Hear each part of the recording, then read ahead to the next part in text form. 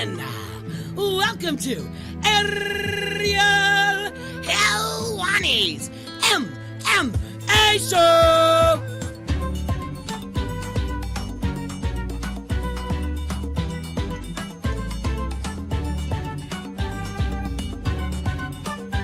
Back in your life on this Monday, March 18, 2019. Hello again, everyone. I'm Ariel Helwani. Welcome back to the program. It is good to be back. I missed you all. I was sort of moonlighting over the past weekend as an NBA guy. I don't know if you saw that whole little thing. Me, Steven Jackson, Cassidy Hupperth. We were in Oklahoma City. I was smoking. I was laying the smackdown on Steven Jackson in NBA trivia. You know, the whole nose thing, it's not just an MMA gimmick. It's an entire sports world gimmick. And slowly but surely, we are taking over. But I had to come back and do this show because I do love MMA, and I'll never leave MMA. And so much has happened since we last spoke, in particular in London. That was crazy. And no one has told me to say this, but this past weekend, for me at least, was the best endorsement possible of ESPN Plus because I was in Oklahoma City. In fact, I had maybe the worst travel experience of my life.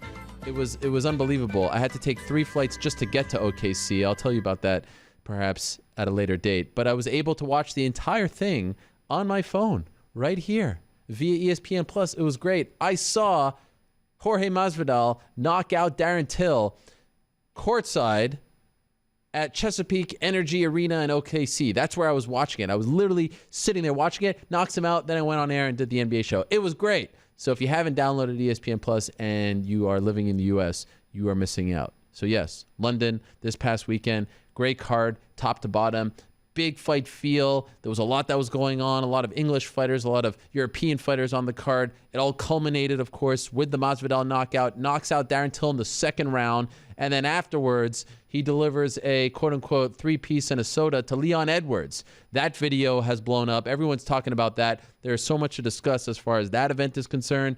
And, of course, we're now on the road to Nashville with Showtime Pettis moving up to 170 to fight Stephen Wonderboy Thompson. No rest in the MMA world. In the NBA world, they get off-season and things like that, but not in our world. So let's get to the lineup, and then we'll get to our first guest of the day, who is standing by because he is in an airport right now, leaving London. Very under the radar. So let's go. Here we go. AJ Agazarm, Florida boy. Look at this little fancy thing. This is great. Wow.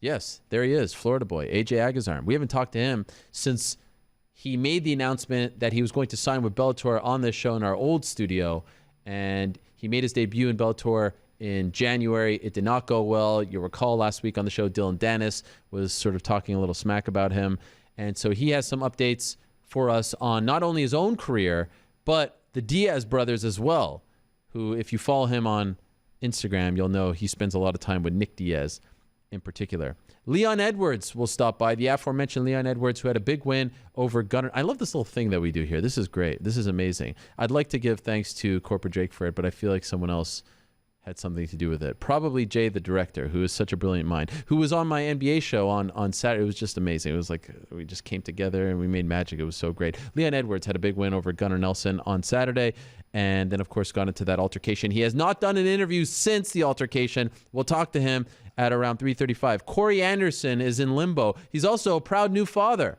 So we'll talk to him about that, but also why didn't he get the Gustafsson fight? Why is he not interested in some of the other fights that they've been offering him? We'll talk to Corey Anderson, one of the top contenders at 205, at around 320. At 305, one of my favorites in the game, Arnold Almighty Allen will stop by. He had a big win on Saturday, and he continues to win on a very impressive streak. He won some big fights. I love talking to AAA. We'll do so at 305. 250, we're going to talk to Meatball Molly McCann, who made history on Saturday. She became the first female fighter from England to win in the UFC, and she did so with a broken orbital bone, had surgery yesterday. It went well. Her eye looked like it was the size of a watermelon. She was smiling. She's in such a good mood. I am looking forward to talking to Meatball Molly. She got her first UFC victory on Saturday. Marc Diakiese was very emotional after his win over Joseph Duffy. Snapped his 3-fight losing streak. You'll recall not that long ago, we were talking about Diakiese being one of the top, rising stars at 155, and then he hit, that losing streak, but had a nice win over Duffy. I'm looking forward to catching up with the bone crusher himself. How about Nathaniel Wood, the prospect, coming back home to London with a big win on Saturday as well? We will talk to him at 2:20. We have located Iaquinta. Remember, he bailed on us at the last minute a couple of weeks ago, but he is back at 2 o'clock. At 1:45, we're going to talk to the head coach for Showtime Pettis, Duke Roufus, about Pettis moving up to 170. Also, Tyron Woodley. Also, Ben Askren, his entire roster of fighters at Roufus Sport. And speaking of Ben Askren went to London on Saturday. He was there all week, essentially, and caused a big stir throughout the week. He just pretty much looked at the eye of the storm and said, I want to go there. And he was great. But in a weird way, he's kind of the odd man out in the welterweight division all of a sudden. I'll explain why when we talk to Ben Askren. But first, let us not waste any time. Everyone is talking about this man, game-bred fighter, for not only what he did against Darren Till, and let's not kid ourselves, what he did against Darren Till was incredibly impressive. He knocked out Till in the second round after losing the first, after getting dropped in like the first 30 seconds. Also delivered maybe the quickest groin shot in UFC history. Like, he nailed him with a groin shot in the first 5 seconds, but then gets dropped, and it looked like things were not going well for Jorge Masvidal, who had not won a fight in a little over 2 years, who hadn't fought in a year and a half, but then was able to come back in the second, knock out Darren Till, and then go backstage, do an interview with Laura Sanko, and then get involved in the whole altercation with Leon Edwards. Everyone buzzing over game-bred fighter, everyone talking about this man, and he is kind enough to be joining us via the airport in London. So without wasting any time, let's say hello now to Jorge Masvidal, who joins us via the magic of FaceTime. Without further ado, let's go to our first guest of the day. He is the talk of the MMA world. He is the man who knocked out Darren Till on Saturday. Everyone buzzing about this man, game-bred fighter Jorge Masvidal, who's joining us from the airport. Jorge, how are you? Don't mention where we're going. I know. Jorge. Yo, I'm fucking amazing, man. What's up? What's up? Where are you right now? Where are you going? I'm at the airport catching a flight. Destination undisclosed, my brother. You know how I roll, bro. You gonna ask me this while there's millions of people watching, man? Okay, I didn't know it was undisclosed. Oh, there's Abe Cow in the house. It's always undisclosed. All right. How are things in London after what happened on Saturday? Are you still feeling the love over there, or do you feel like you're sort of a wanted man? Oh, no, they love me here. They absolutely love me. They're like interesting individuals that are highly educated and such. Right. Jorge, you've had some big moments in your career, but to go to someone's home country and knock him out the way in which you did, does that rank at the top of your greatest accomplishments? Nah, I've done a lot of cool things, man. That is a pretty cool thing to take over the city, you know, with the fashion that I did, and, you know, especially Till being such a game and dangerous opponent, man. It definitely ranks up there, but it's not the greatest one. But it was definitely a fun time, man.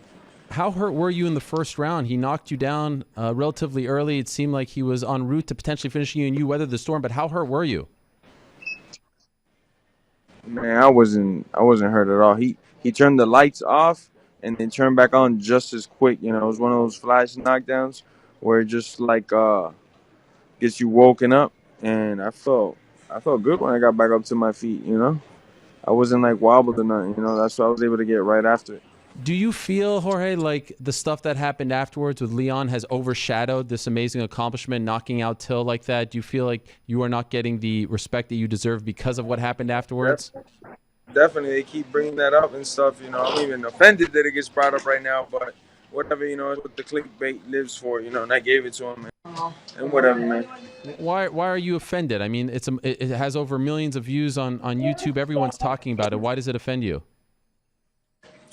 Because, you know, it's just stupid, man. It's just something that happened, and I wish in some ways I could control myself, but at the same time I can't let somebody disrespect me on the content. This guy's been attacking me on the social media, talking crap all the time.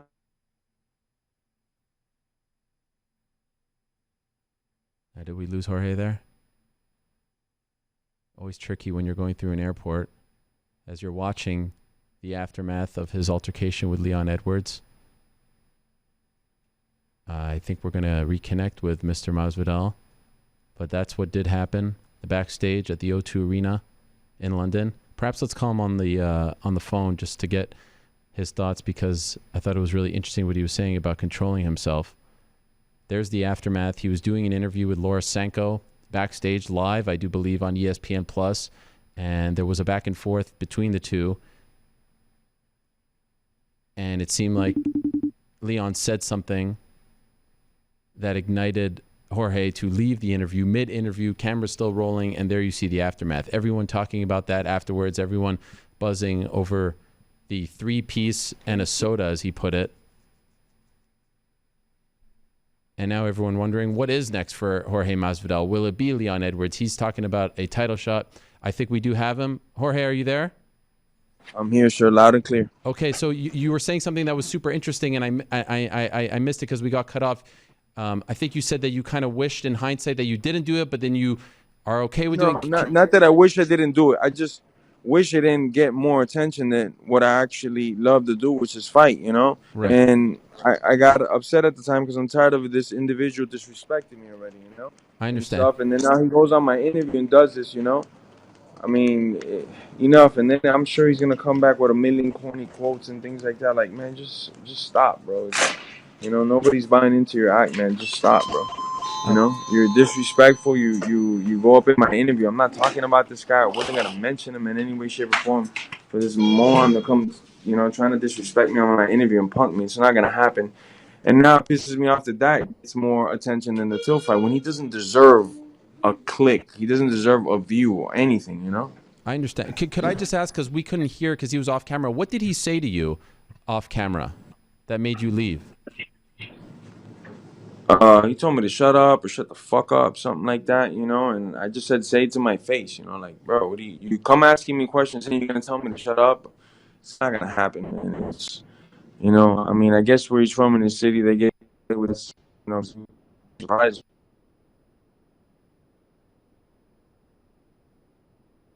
That darn internet. Man. Oh. Okay, we are slowly but surely getting there. We are getting there with Jorge. It's always tough in the airport. Reconnect. Get him back. I understand where he's coming from. I understand that overshadowing a win over Darren Till would be annoying, especially when you do it in that fashion, especially when you do it in England. But everyone is talking about this. He's talking title shot now. I think there's a demand to see that fight. There's even a demand to see the Ben Askren fight. We'll talk to Ben Askren in a little bit. So many different angles now that you can go, so many different directions with Jorge Masvidal, who we have not seen in quite some time, who hasn't had a win in quite some time, around 2 years to be exact. But one of those great characters that you love to have back in the mix. Jorge, you back? There he is. I'm back. This is amazing. I'm so stressed out about this, Jorge. You have no idea, but I thank you for continuing to stick with us. You're rushing to make a flight. By the way, I heard that you've been talking a lot of Turkish lately. Is that true? No, not really. It's just, you know, I know a lot of languages. That's one of the ones I threw out there. I also speak Japanese. Oh. I got a lot of lines in Japanese. I got a lot of one-liners in Japanese. I know how to say, you want to go out to eat, you pretty little thing, or, hey, I'm really hungry, where's the food? Right. Your line, the 3-piece and a soda line, you know that's turned into like a huge thing. Have you seen this, all the pictures and all that? No, I haven't seen too many pictures. You know, I don't like phones and such. Since the fight, this has been one of the few times I had to make contact with the phone. And I did it for you, Ariel, because you know you're my boy, man, since day one. You've been covering my stuff, so I go above and above, and you know what I mean, and beyond that word. I appreciate it. Could you just explain for like the you know, the layman like myself, what exactly is a 3-piece and a soda? What is that? You got to get the book, man. You got to go buy the book. The game, like the great late famous Tupac said, the game is to be told, not sold. My bad. The game is to be sold, not told. My bad, man. I haven't slept in days. But yeah, man, it's coming out in the book. Everything's coming out in the book. Go buy the book. The book's about to drop any moment now. Your book? You have a book? Yeah, my book. My book, man. My book. I didn't know that. You wrote a book? Yeah, nobody did. Nobody did. I didn't even know either. We're still working on it. Okay. I don't know if it's dropping this year or next, but all those secrets will be in the book. Damn. Okay, my bad.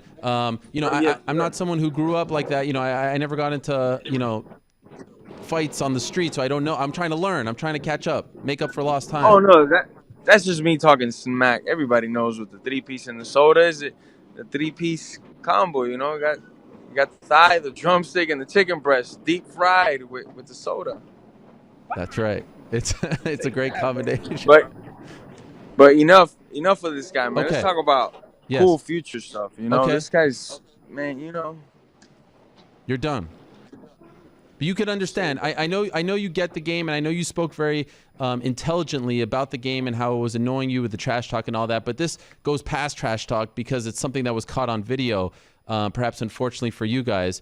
But people love that sort of stuff. They love the drama. That's the game that we're in. That's the world that we're in.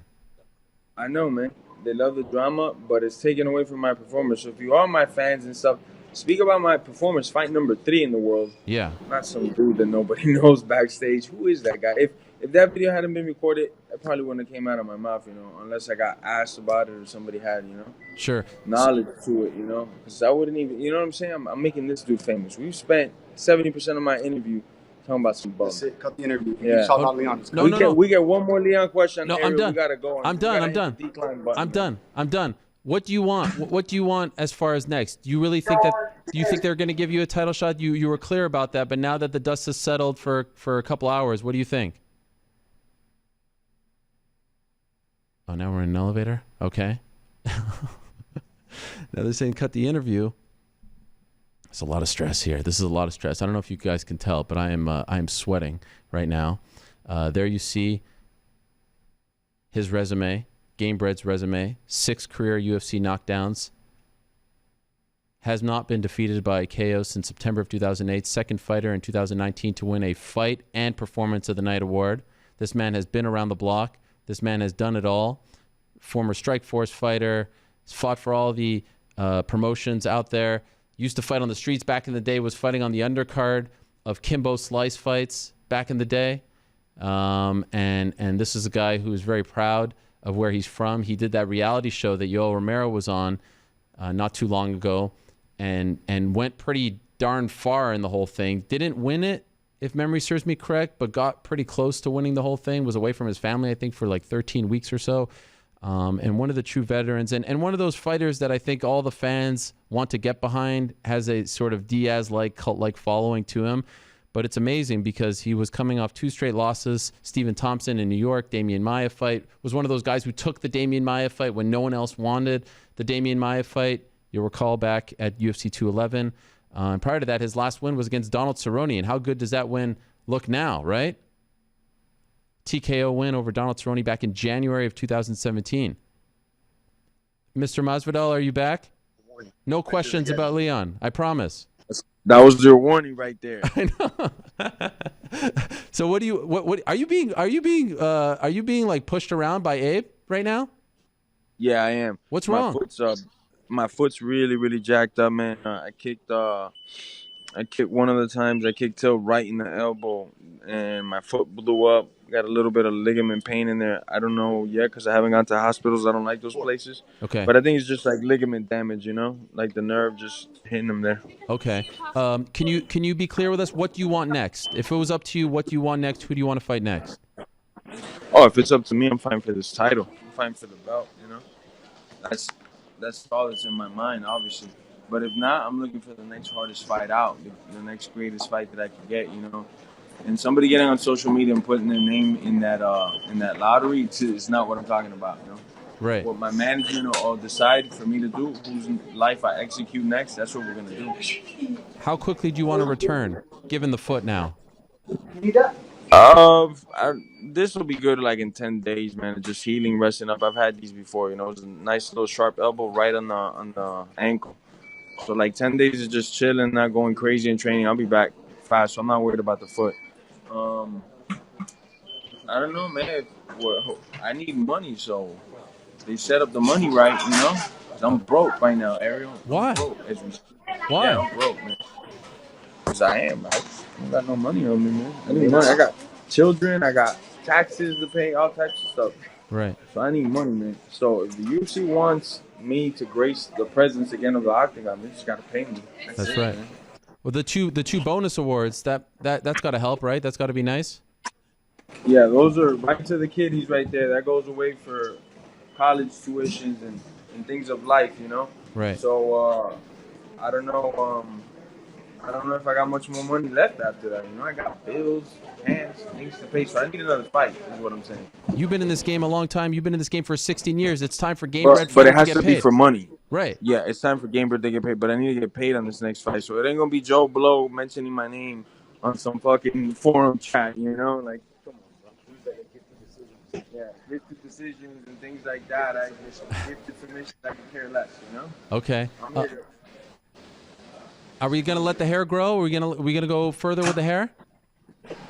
Yeah, I mean, I'll just cut it when I get bored. You know, if I wake up one day and I don't like it no more, it's gone. But I'm just rocking it out now till further notice. Okay. Well, this is great. I mean, you were one of those. No one wanted to go there. No one wanted to fight Till. No one wanted to fight Damian Maia. I'm happy that you're getting the respect that you deserve, Jorge. You've been around this game a long time, from the streets, from the backyard. Now going to England, just going in there and being public enemy number one. I know you love that environment and you thrive, my man. It was really cool to see. I'm really happy for you. Yes, sir. You know I thrive in those environments. I just like it, man. I like it. You got my ticket? No, the ticket is here. No, I don't have it. Oh, I got it. Yeah, man. Getting on this plane now. Okay. You're on the plane now? This is incredible. Okay. Do your thing, Jorge. You're the man. Thanks for doing this. I really appreciate it. Safe travels. Hey, Eric, we'll do another proper interview, man. I owe you one, but you're my boy. You're the man. There he is. No problem. Game bred fighter. You see what happens on the show? Anytime, anywhere, any place. We get them to you. Sure, he was in the middle of the, I think, Heathrow Airport on a wheelchair being carted around and literally walked onto the plane, or maybe got rolled onto the plane. But we needed game bred fighter. We heard what he had to say about Leon Edwards, about the win, about what he wants next. Crystal clear. Yeah, sure, it cut out here and there, but it was crystal clear to me. So there he is, game bred fighter. We'll see later on in the program what Leon Edwards has to say about all of that. All right, in a minute, we're going to be joined by Funky Ben Askren as you look at the results from Saturday night, UFC London. In the meantime, let me tell you about our good friends over at Netsuite. You want to support them because they support us. Every company battles challenges as they grow, updating manual processes, replacing inefficient systems, getting a handle on cash flow as you scale. You'll need software that can handle that growth. Introducing NetSuite by Oracle, the business management software that handles every aspect of your business in an easy-to-use cloud platform. With NetSuite, you can save time, money, and unneeded headaches by managing sales, finance, and accounting orders and HR instantly right from your desk or even your phone.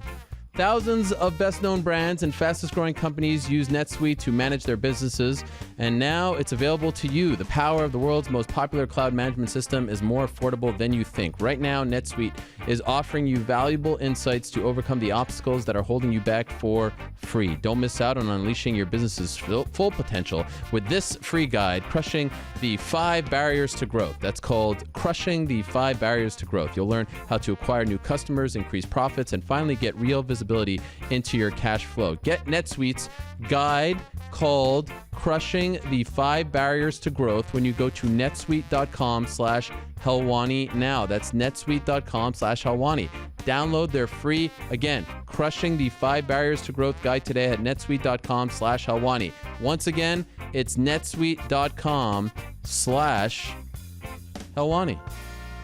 All right, there it is.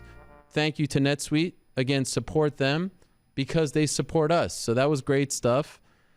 Somewhat chaotic, somewhat stressful as well for Mr. Jorge Masvidal, but I really appreciate him taking out the time in the middle of his travels through the London Heathrow Airport as my flags take a tumble. But very clear that he does not want to talk about Leon Edwards. And as I said at the top of the show, we will talk to Leon Edwards later on in the program. Now let us go to our next guest and say hello to the man who was all over the place in London. He was omnipresent. He went right into the eye of the storm. Everyone was talking smack, including Darren Till, about him. And he said, you know what? I'm going to go to London and see what the big deal is. There he is, the familiar face, the curly-haired expletive himself. Curly-headed. Oh, curly-headed. My bad. Excuse me. I apologize. Ben Askren. Hello, Ben. How are you? Oh, I'm fired up. I got so much today. So much to say today. Let's start that off right. Okay. Now, by the way, who made that shirt? I did. It's incredible. Are you selling Can it? Can I show everybody? Yeah, go ahead. There it is. It's wonderful. Ooh. You know what? I don't know if you watched that Q&A, but it seemed like at the end of every question, every English or Irish person had, they said, "You curly-headed F."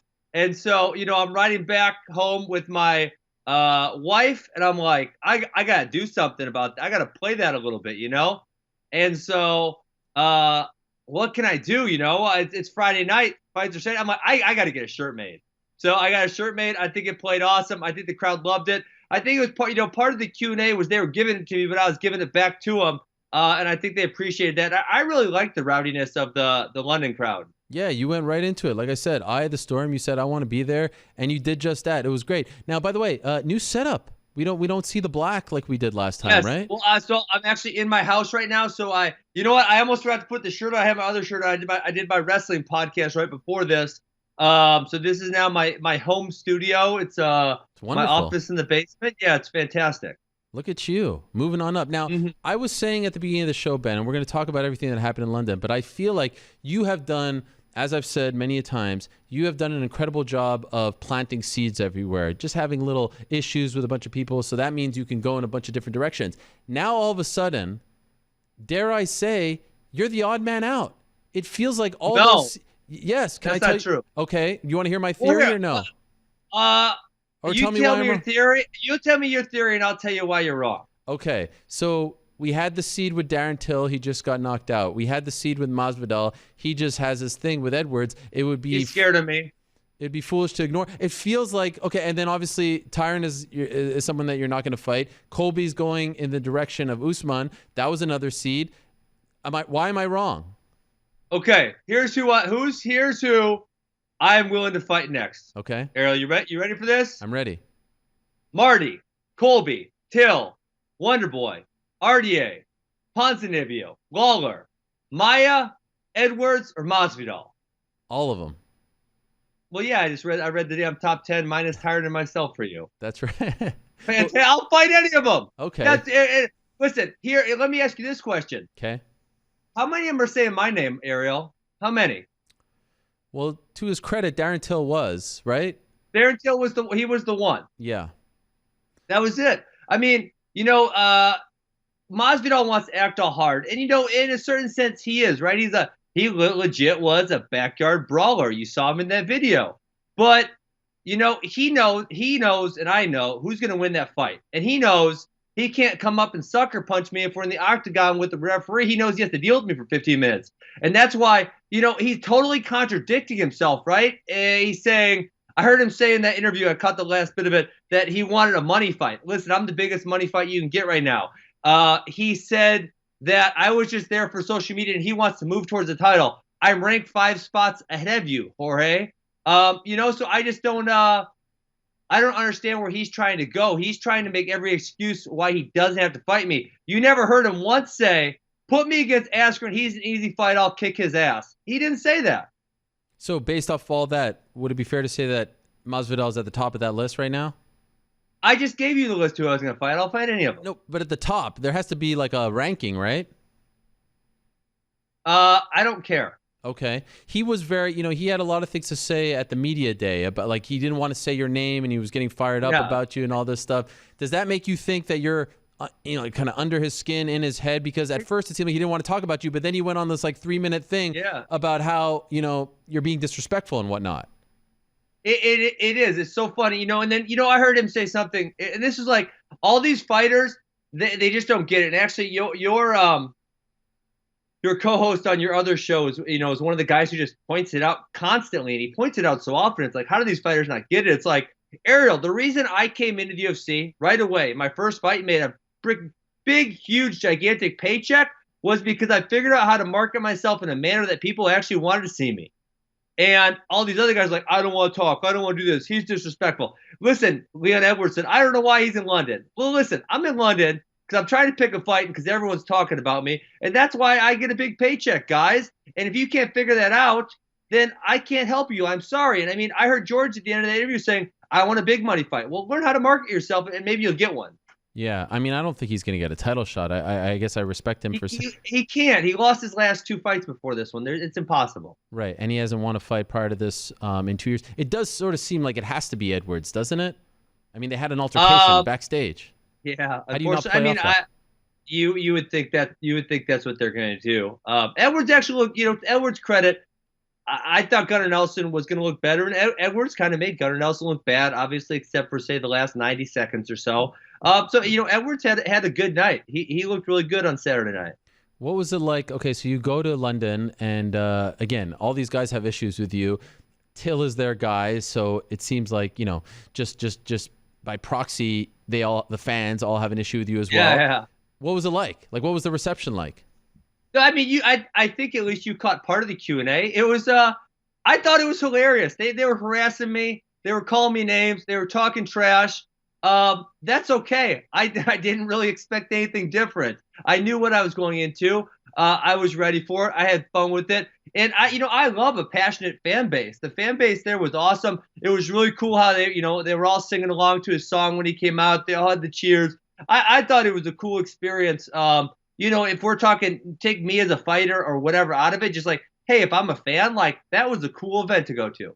Okay, so you never felt like they truly hated you or they were going to do something to you or anything like that? Like you didn't feel uncomfortable? Some of them did. There's a few of them that, you can look in someone's eyes and see how angry they are. There were a handful that were like, really? Oh, yeah. Like right when Till got knocked out, there was a few guys who came up like, there's kind of like a fence right behind the first couple rows. And there was a few guys who came up and they're like, F you, Ben, he'll still kill you, blah, blah, blah, blah, blah. And I'm like, I'm sorry that you're upset that your boy just got knocked dead, but I had nothing to do with it. Like, why are you taking your anger out on me? Are you shocked that he got knocked out like that? I'll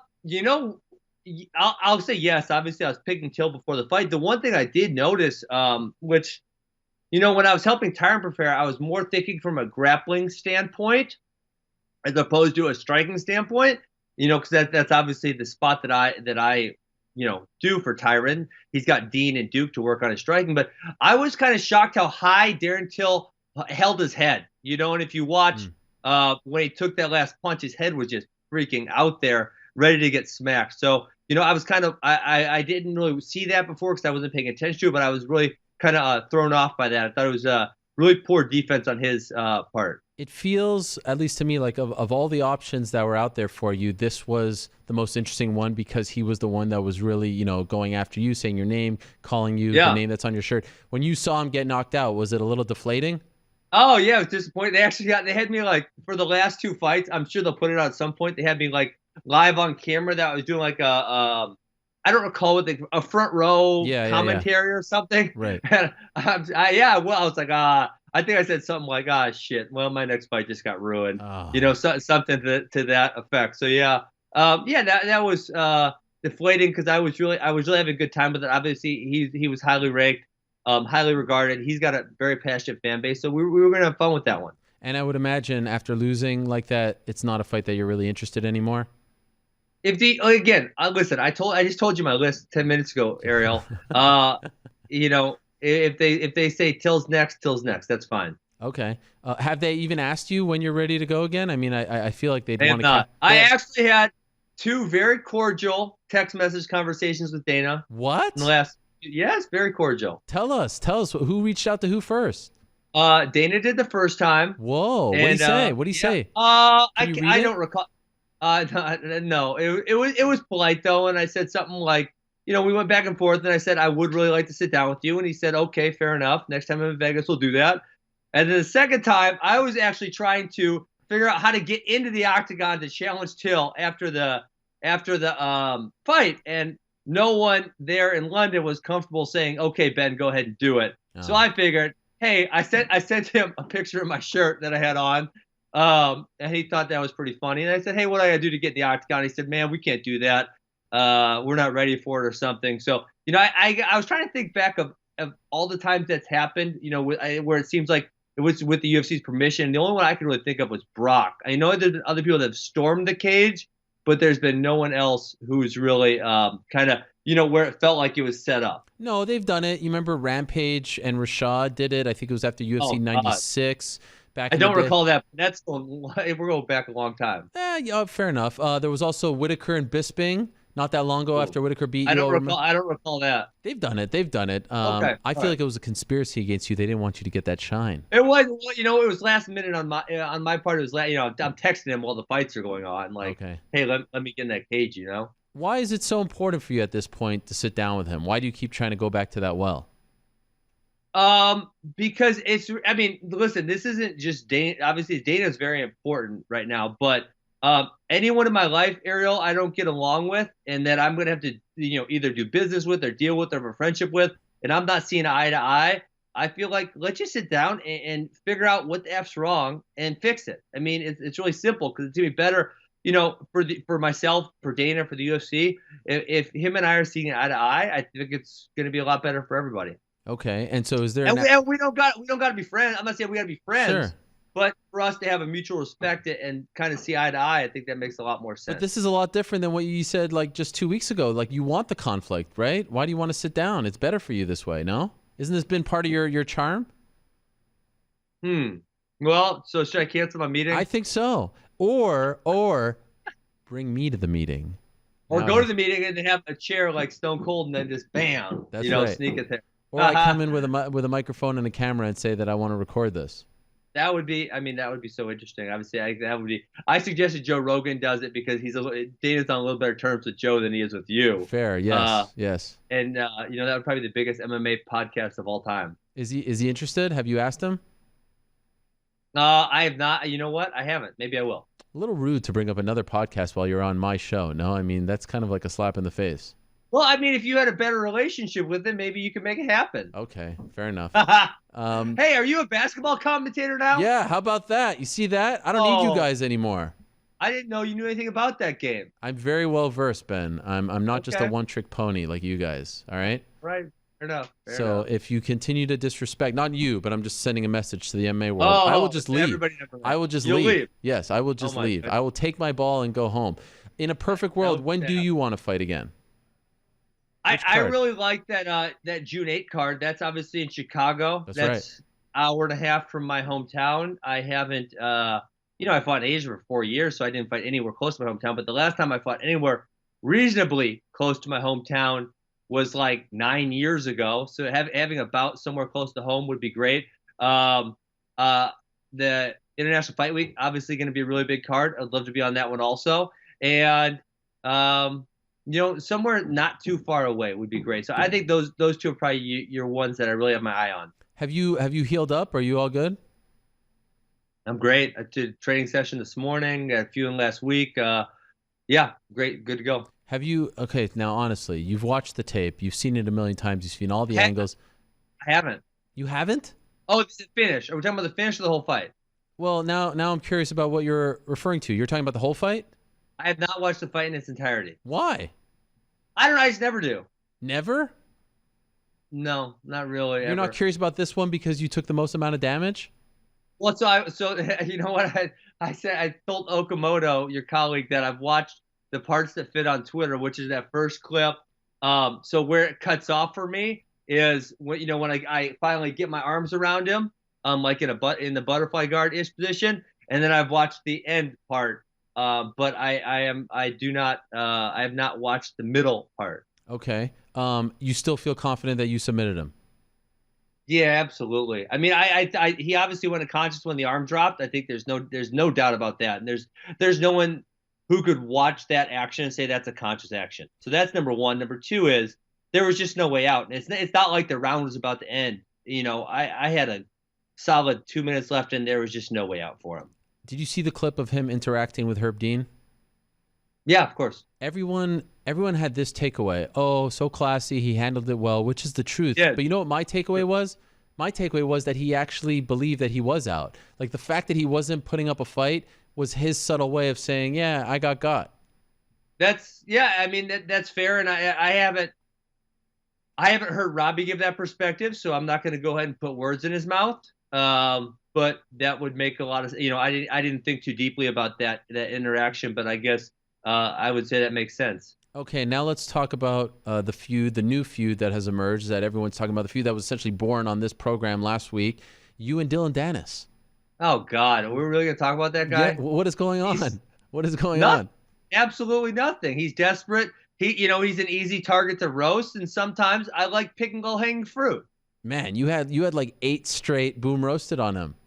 Yeah, I was watching my kids, and then something would come to my head, and then boom, I'd film it, and then I'd go back to play with my kids. I'd boom, I'd do another one. Yeah, I think they were like 10 seconds or something.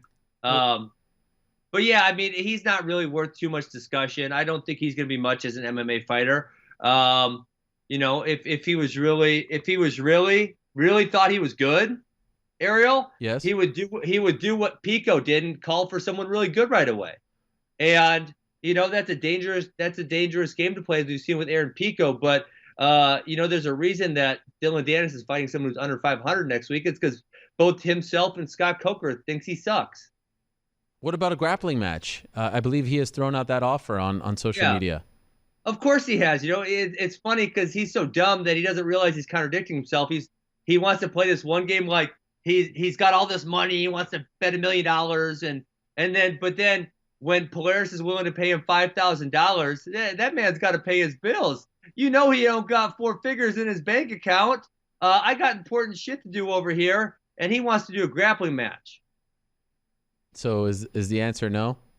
Yeah, I haven't done a grappling match in, I don't know, when is the last time? Maybe a decade ago? Okay. I mean, yeah, it's been a long time. I always said that I would consider going back to grappling after my MMA career is over. But now, man, I barely train jiu-jitsu. It's more of like an MMA-based grappling. So my jiu-jitsu is quite rusty. Okay. All right. So that's that. Not interested, Dylan It's Dennis. just not worth my time. I mean, he can keep begging and prodding, but it's more like eat low-hanging fruit. I want to tease him a little bit. Who I do want to talk about on this show is Marty. Okay. And please. man, this came to my realization. I was watching a video or seen a tweet or something, and I was picking up my daughter from school, and I made a quick little Instagram video. Don't you love social media? It's like That's anything great. you're thinking, you just get out of your head, right? Right then and there, just done with it.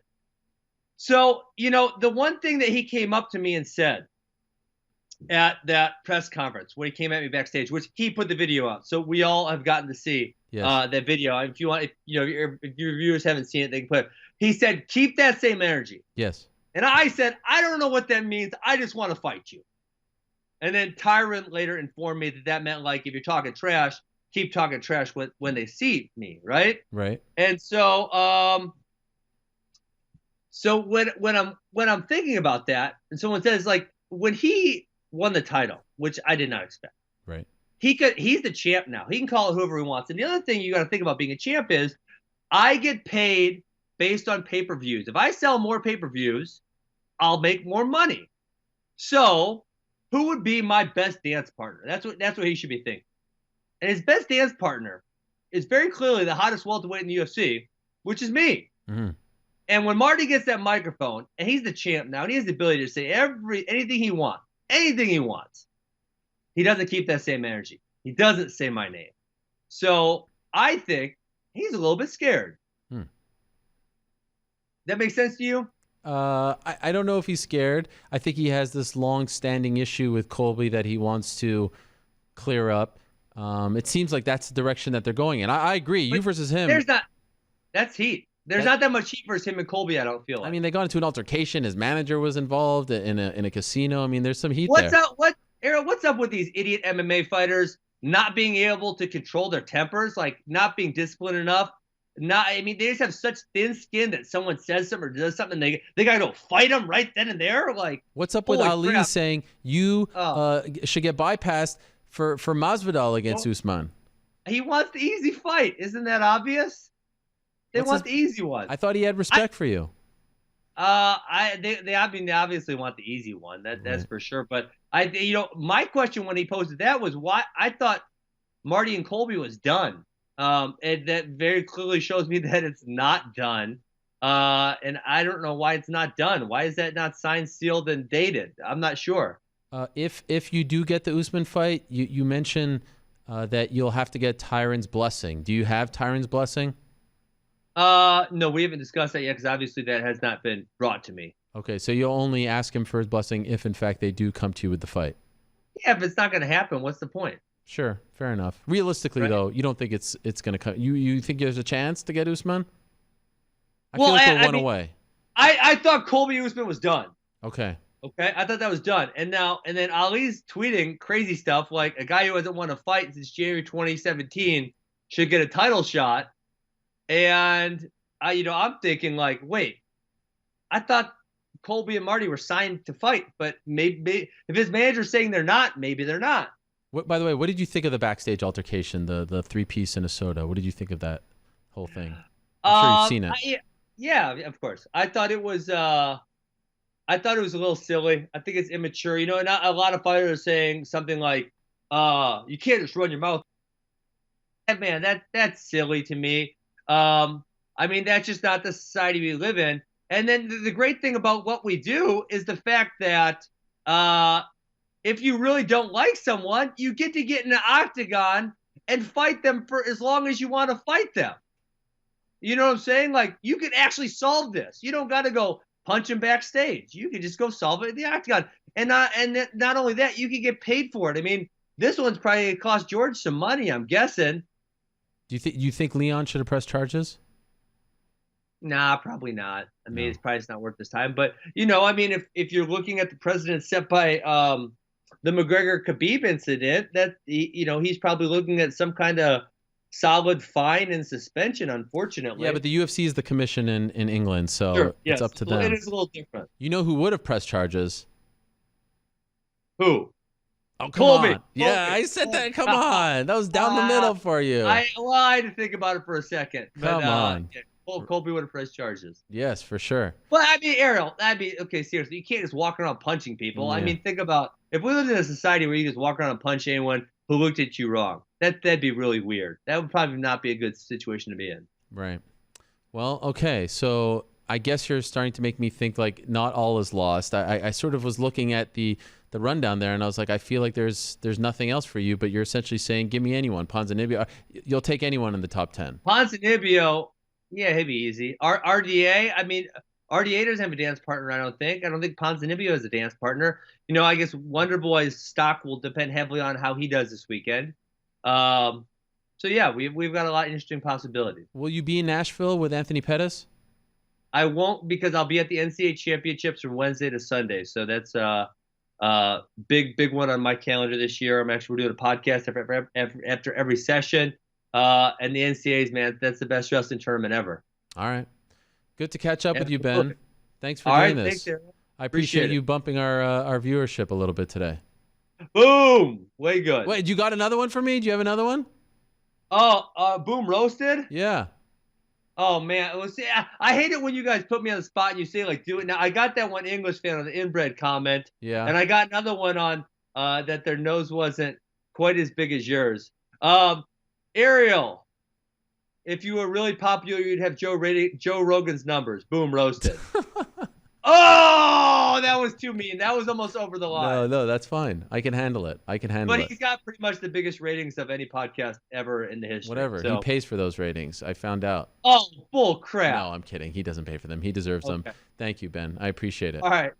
Bye-bye. Sweet. See ya. There he is. Funky Ben Askren. Always great to get him on the show and also get Boom roasted by him as well. And now one man who knows a whole lot about Ben Askren, a man who will be in Nashville this weekend, is Anthony Pettis' head coach, the one and only Duke Roufus, joining us right now. Let's not waste any time and say hello to Duke. Duke with a smile on his face. Awesome. How about Ben Askren, right? I mean, I can't get enough of that guy. You know very well how funky he can be.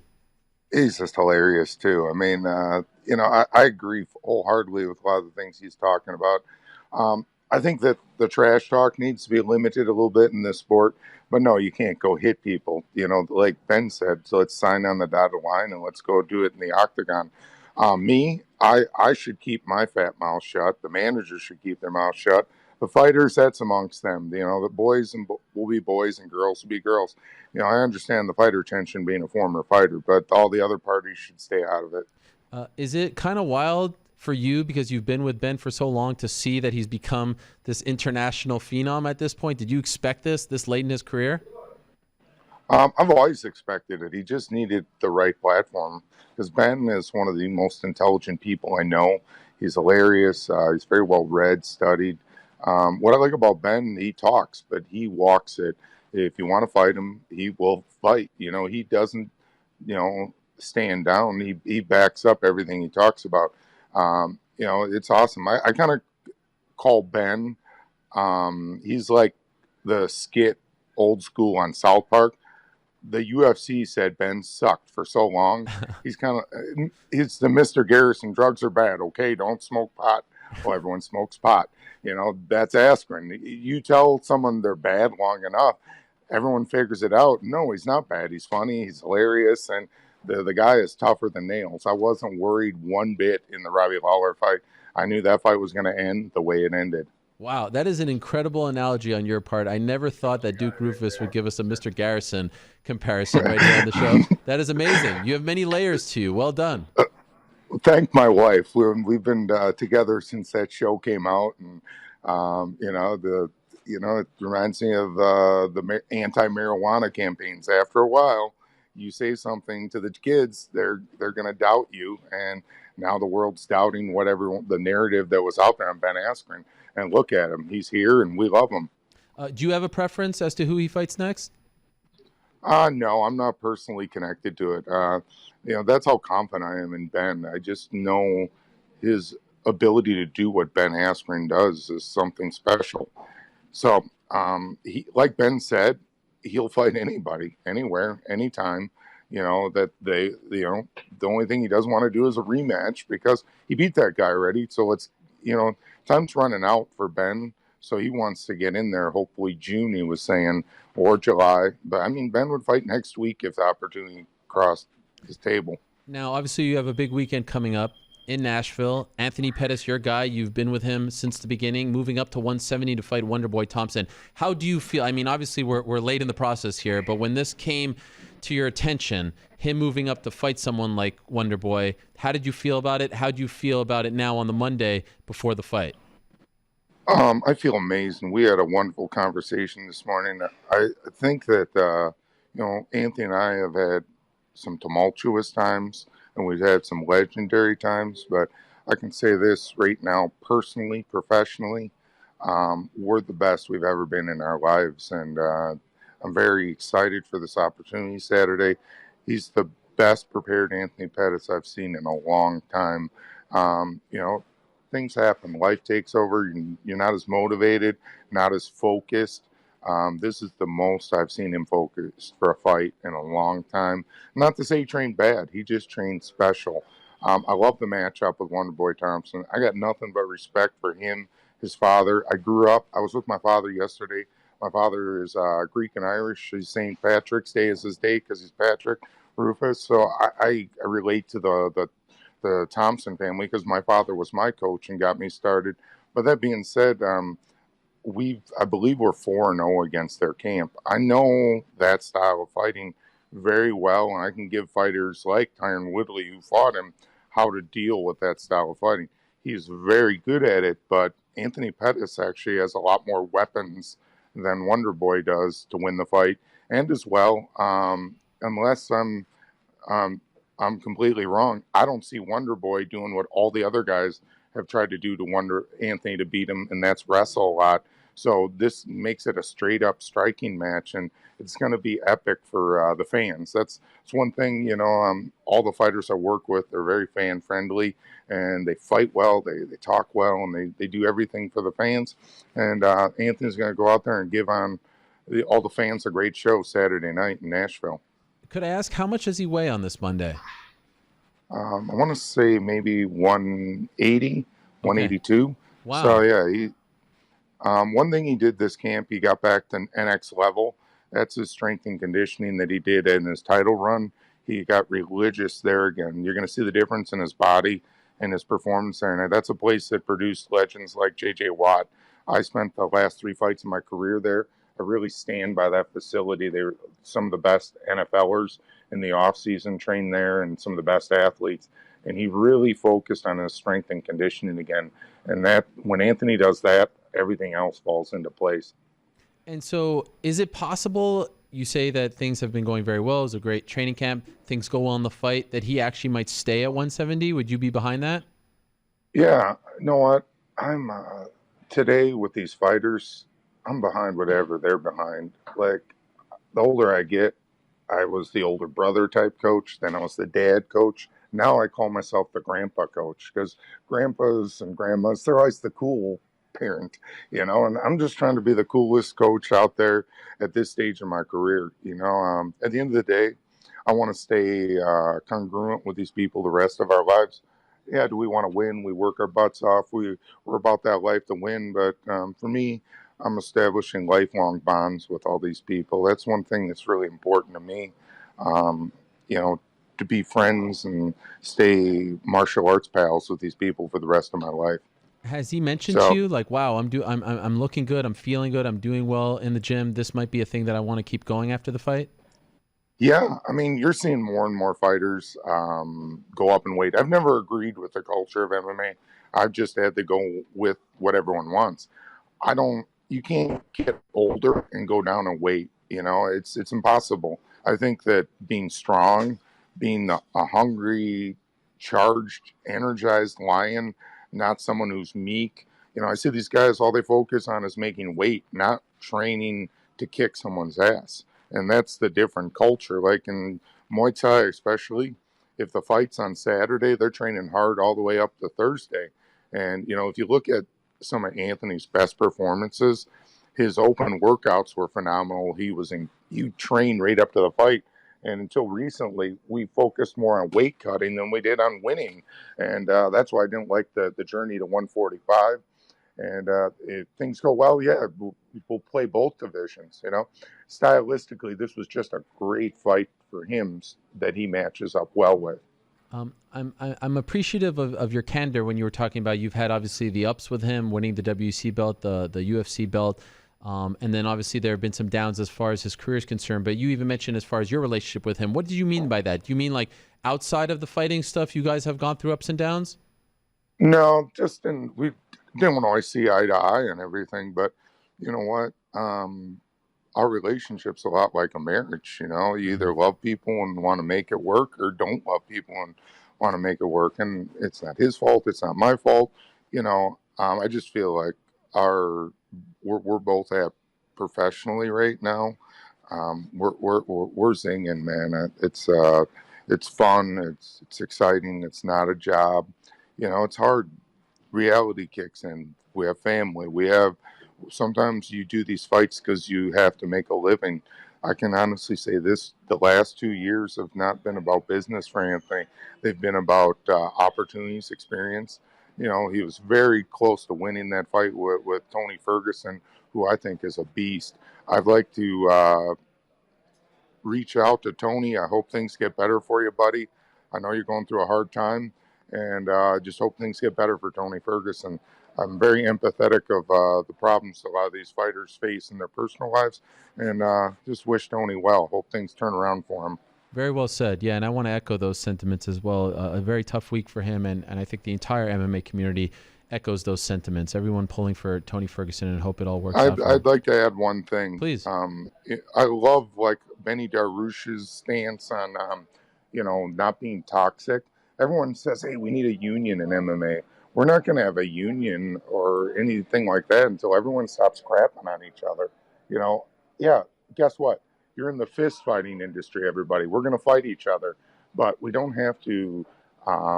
Every time someone has a bad thing happen in their personal life, someone craps the bed, or in their fight life, or everyone just craps on everyone constantly. It's just so disgusting.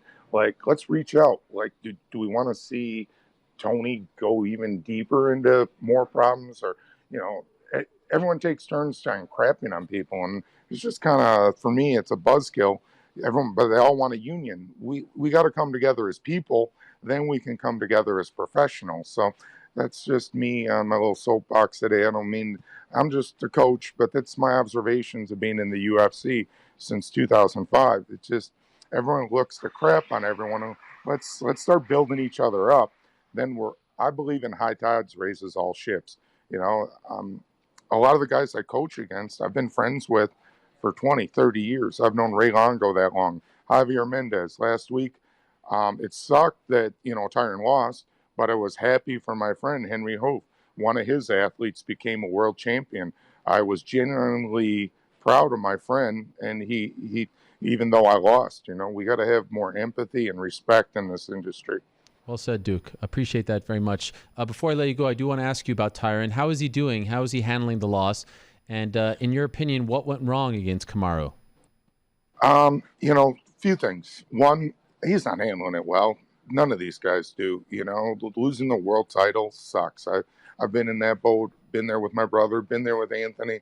You go from being the man to you feel like nothing. And it's very emotionally distraught. It's just some of the preparations. Obviously, hindsight's 2020. We just didn't do our best. And, we got to work harder, got to get better, got to come back on a fierce run to get an opportunity to get that belt back. At the end of the day, you just got to work harder, assess what we did wrong, and do it better and get better. And all respect to Usman and Team Usman. He came in hungry, prepared, ready to go, and, he was the man that night. And that's the hard thing about fighting. There's 12 fights in a card. There's going to be 12 winners, 12 losers. I'd love to say we're going to win every night, but the reality is we're going to have casualties in this battle. Hey, I got to say something special quick. My other man, Emmanuel Sanchez, is the main event of Bellator Friday night. We have 4 guys fighting this weekend. Ben's really good friend, Jordan Newman, 2-time NCAA wrestling champ, debuts on Bellator Friday. And then John McDessie, who I just got done training, right. He's a few fights under Anthony on the main card. So we got a busy but very fun weekend. I'm grateful for all the opportunities. Just this little gym from Milwaukee, Wisconsin. I'm just blessed to be able to be doing all these neat things right now, and I'm grateful to be on your show. Yes, and we love talking to you. Good luck this weekend, Duke. Great insight. I really appreciate it. Looking forward to the main event, UFC Nashville this Saturday. Anthony Pettis moving up to 170 against Stephen Wonderboy Thompson, as he mentioned as well. John McDessie, who's one of the newer members of the team, with a big fight as well on the card. So always appreciate your time, Duke. All the best on Saturday. Looking forward to the fights. Thank you very much. Take care, everybody. All right, there he is, one of the very best coaches in the game, Duke Roufus, at a Roufus Sport in Milwaukee. Great stuff on all of his fighters. But again, want to echo what he said about Tony Ferguson. You may have seen some of the reports about his issues that he's been dealing with over the last few months, really dating back to the injury that happened prior to the Khabib fight in Brooklyn, UFC 223. And certainly wish him the best, and hopefully that he is able to come out of this and able to resume his career sooner rather than later. All right, let us move along. Let's go back to the lightweight division here. So Pettis moving up to 170, one of the mainstays at 155, and a man that I've been wanting to talk to for quite some time because I'm wondering where he fits into everything. There's a logjam of sorts at 155, and we were supposed to have him on the show just a couple of weeks ago, and I couldn't believe it. Mid-show, Ray Janal sent me a text and said, I cannot join you today. And I said to Corporate Jake, I said, Ray Janal has never let me down. He has never canceled on me. This has to be serious. So I was very worried. It's great to see him back in good form. Al, how are you?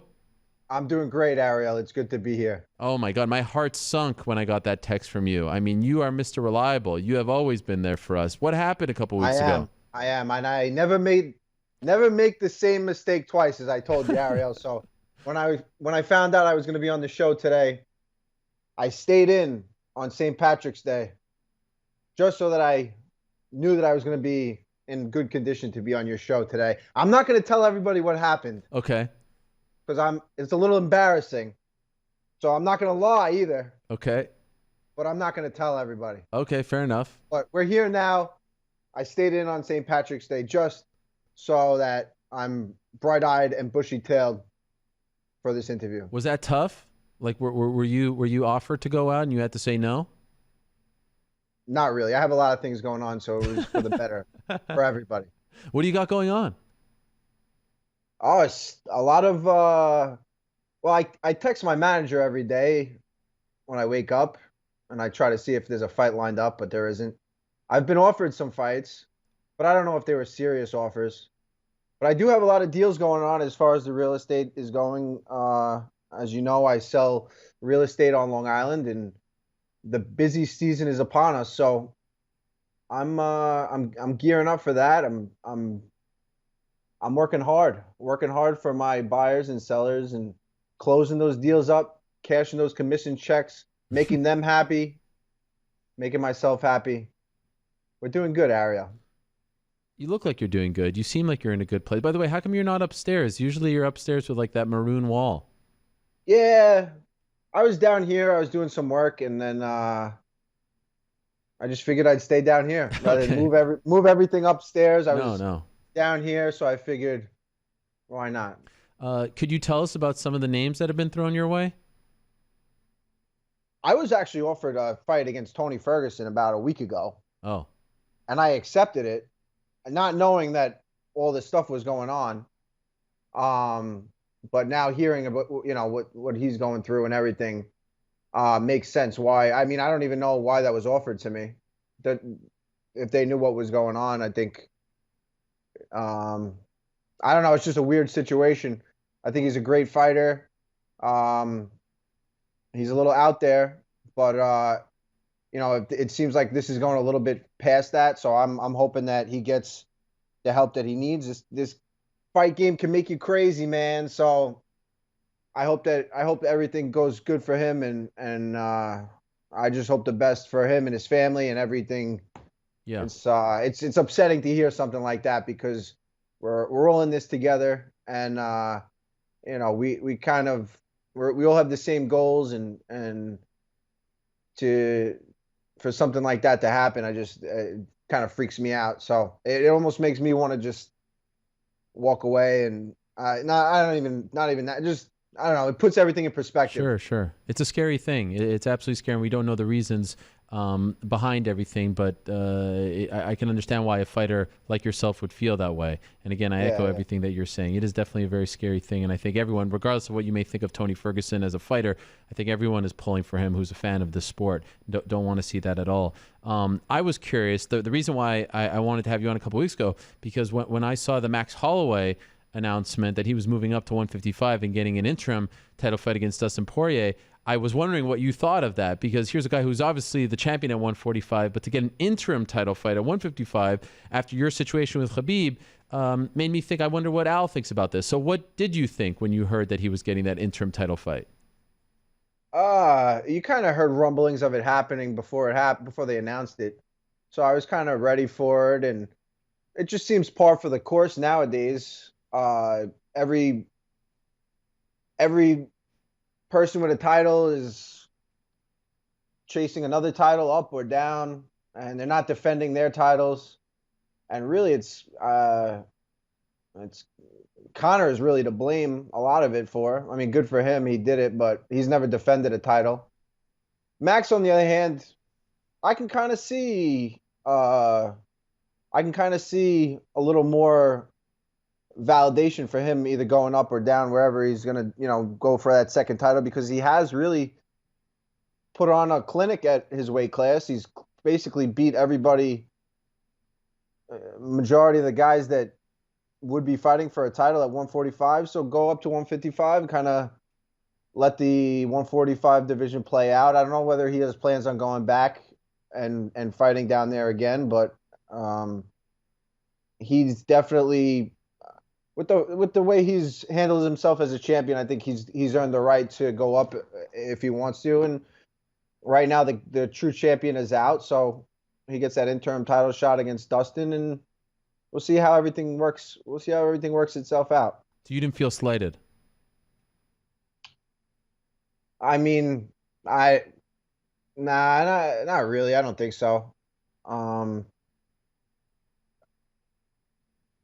no, I had a big win. Again, I put on a good.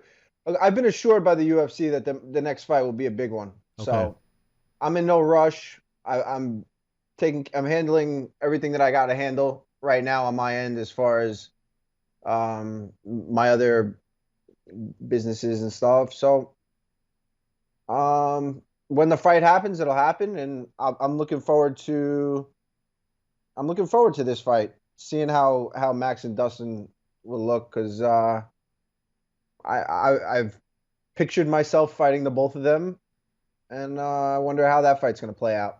I'm looking at your last 5 fights on our little snazzy wall over here, and it's a really impressive list. In particular, the last 4: Masvidal, who just looked great last weekend; Sanchez, who looked great, who's turned back the clock, went the distance with Khabib, and of course the win over Kevin Lee. So you do deserve a big fight. You should be in talks for a big fight. By the way, what did you think of Masvidal's performance, and in particular the fight after the fight, the 3-piece and a soda?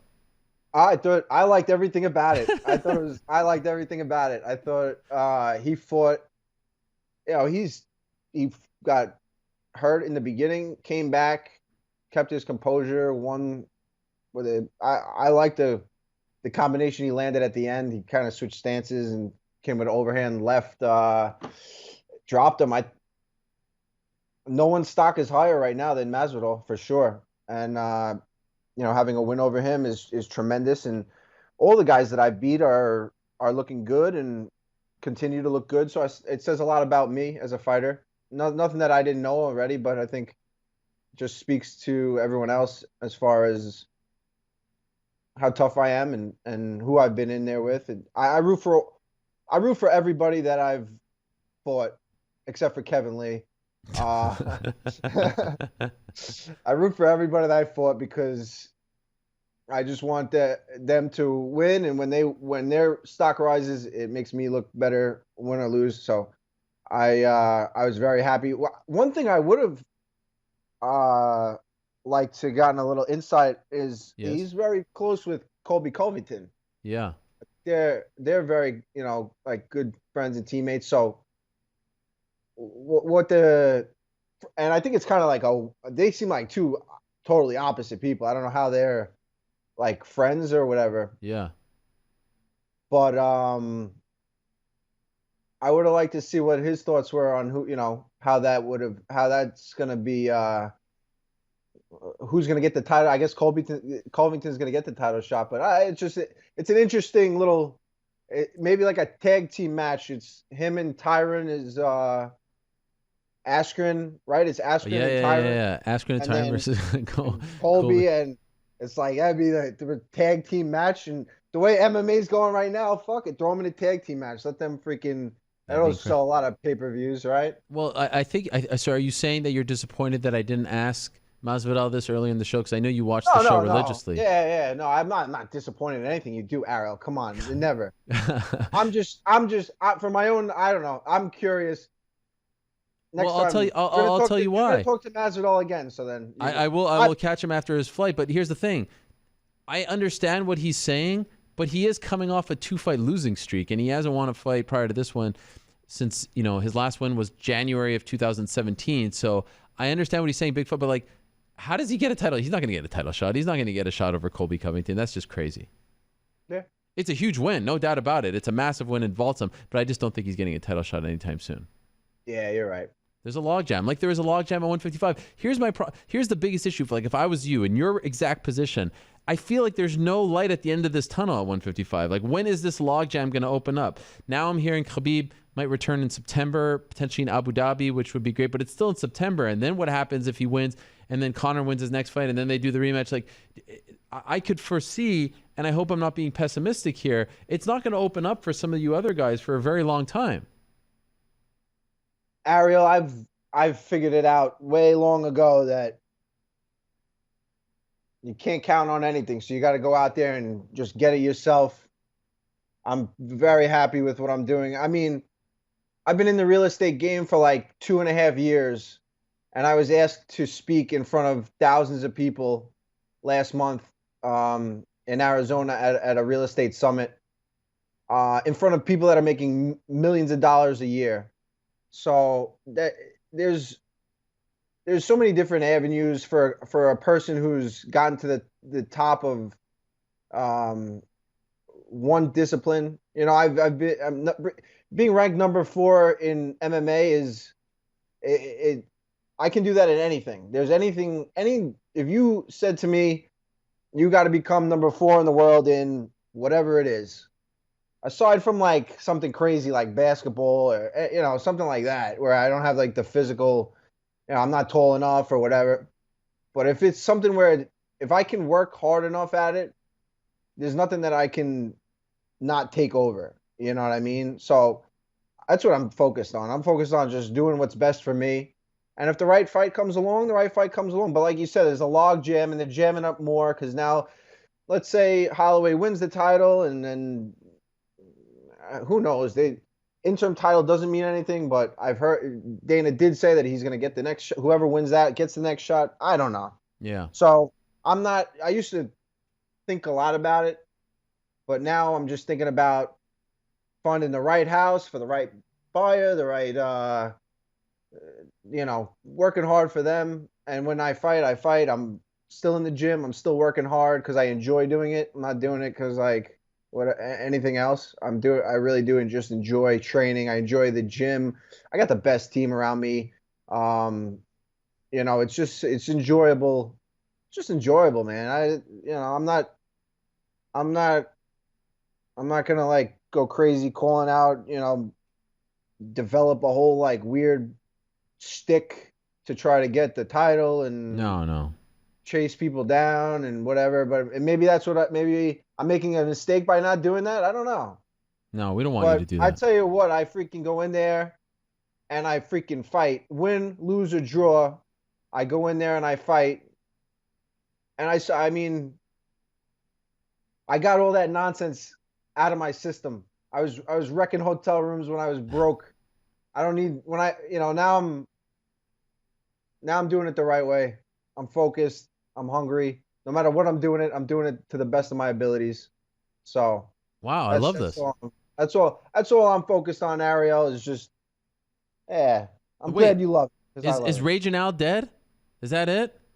No, I mean, look, I'm sure there's I'm still me, you know what I mean? I'm still whatever, but I'm over trying to, I'm not gonna stress myself out and go crazy about this. When they get me a fight, then I fight, and I'm always going crazy. I'm always doing whatever I can. I'm Raging Al in the cage. You know what I'm saying? Okay, I like it. You're all grown up. But so you weren't. I don't know about grown up. Oh, come on! I feel it. I don't ever want to be. I don't ever want to grow up. Mature. I always want to be. Yeah, I guess a little bit mature. I don't know. You weren't being serious when you asked for your release on Twitter a few weeks ago, right? I mean, I don't know if I was I don't know. I don't know if I was. I mean, did I think that they were really going to release me? No. Right. So. But I mean, Dustin Poirier types out that he tweets out that he wants to be released. So it worked for him. He got the title. He got the title shot. So maybe I'll just tweet it again that I want them to release me. Maybe then I'll get a fight. And I'm not that one a fight that gets me. I just freaking. I fought. What was that? 10 rounds in my last 2 fights. Hard rounds. Against top guys. I mean, I think Kevin Lee's probably done right now with his career. I think he's probably done. What do you mean done? Like finished? Retired? Yeah, I think he's checked out. I think he's whether he fights her again or not, he's retired. Wow. I mean, I think I ruined him. He's telling people he thinks he won the fight still. He's out of his mind. That guy is shot. But before I freaking turned his brain into mush, I think that he was up there. He could have put up a good fight against Khabib. He even mentally checked out. He could still maybe beat McGregor. You know what I mean? And McGregor, he's all over the place.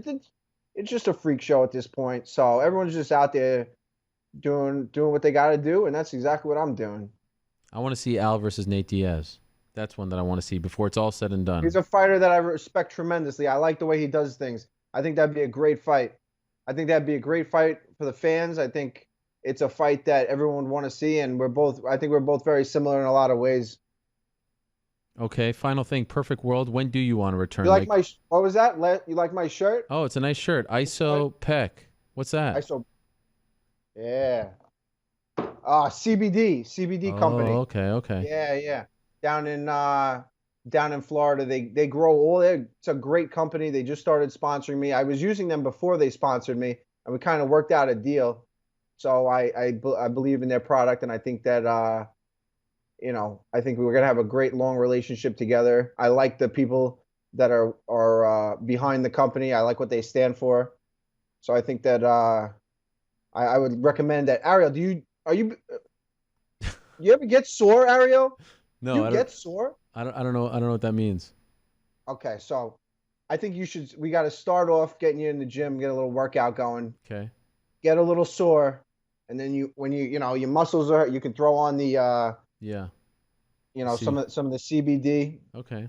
and I'll get you some. All right. But it's a great company. They grow all their stuff themselves down in Florida. Even like the eucalyptus, all this is grown in house, and the hemp plant. They do it all down there. They're not coming. They're not.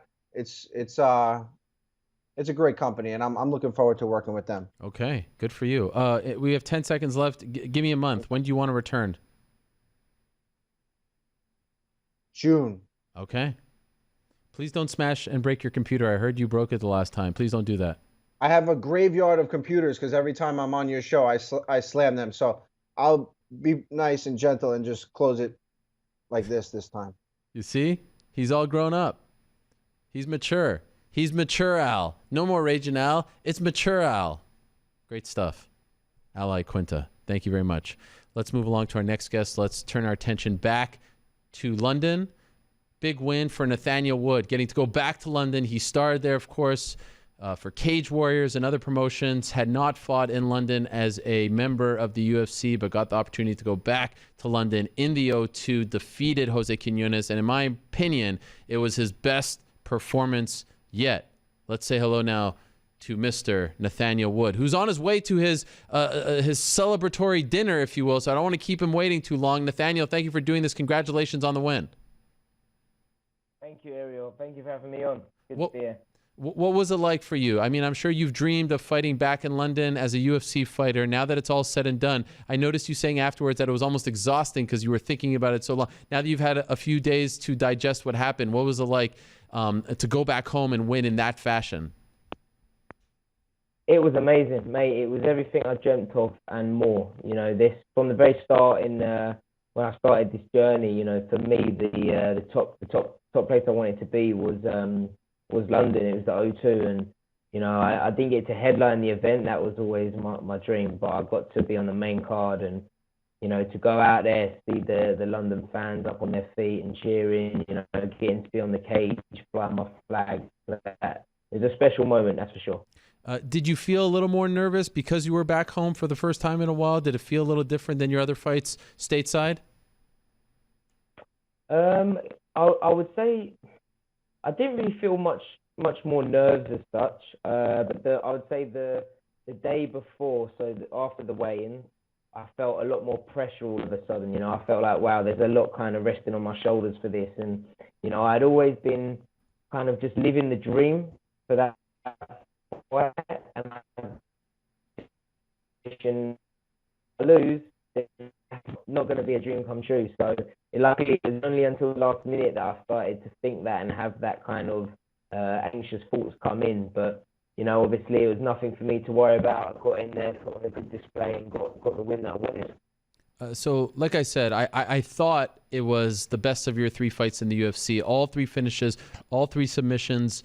Would you agree with that? Am I right, or is this just a maybe recency bias on my part? Do you feel like this was your best performance yet? I don't know, to be honest, because as soon as I came away from the fight, I was actually disappointed with my performance. I felt that in the fight, I had missed a lot of shots. I felt like I had let him get away with far too many leg kicks. And for me, I'm my own worst critic in the sense that I want everything to be perfect. And every time I come away and I miss a shot or, you know, I let him take me down, I'm thinking about that instead of thinking about the good things. And you know, now that I've got to look back at my performance, I'm a lot happier now.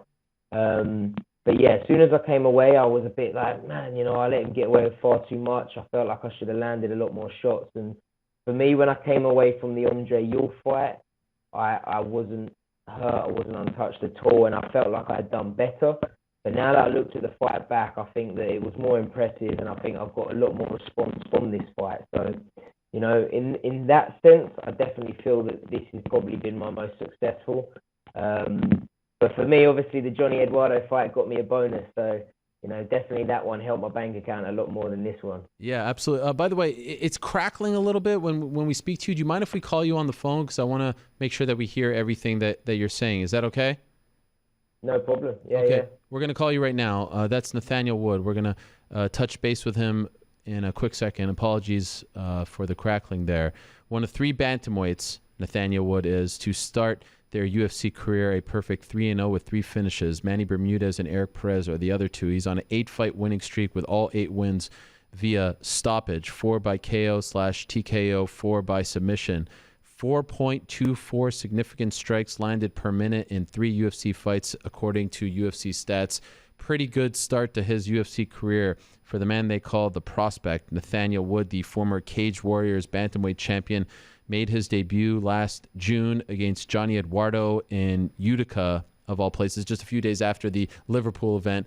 Didn't get to fight in England and won that fight. Then he fought Andre Ewell a few months later, and then on Saturday fought Jose Quinones. Had, of course, Brad Pickett, who is sort of his mentor, if you will, in his corner on Saturday. And to get the opportunity to come home, I know was a very exciting thing for him. I know he wanted to fight on that Liverpool card very much. Didn't get the opportunity to do so. He's fought for the likes of Bama, UK MMA, Cage Warriors, like I said. Even had a cup of coffee in Bellator.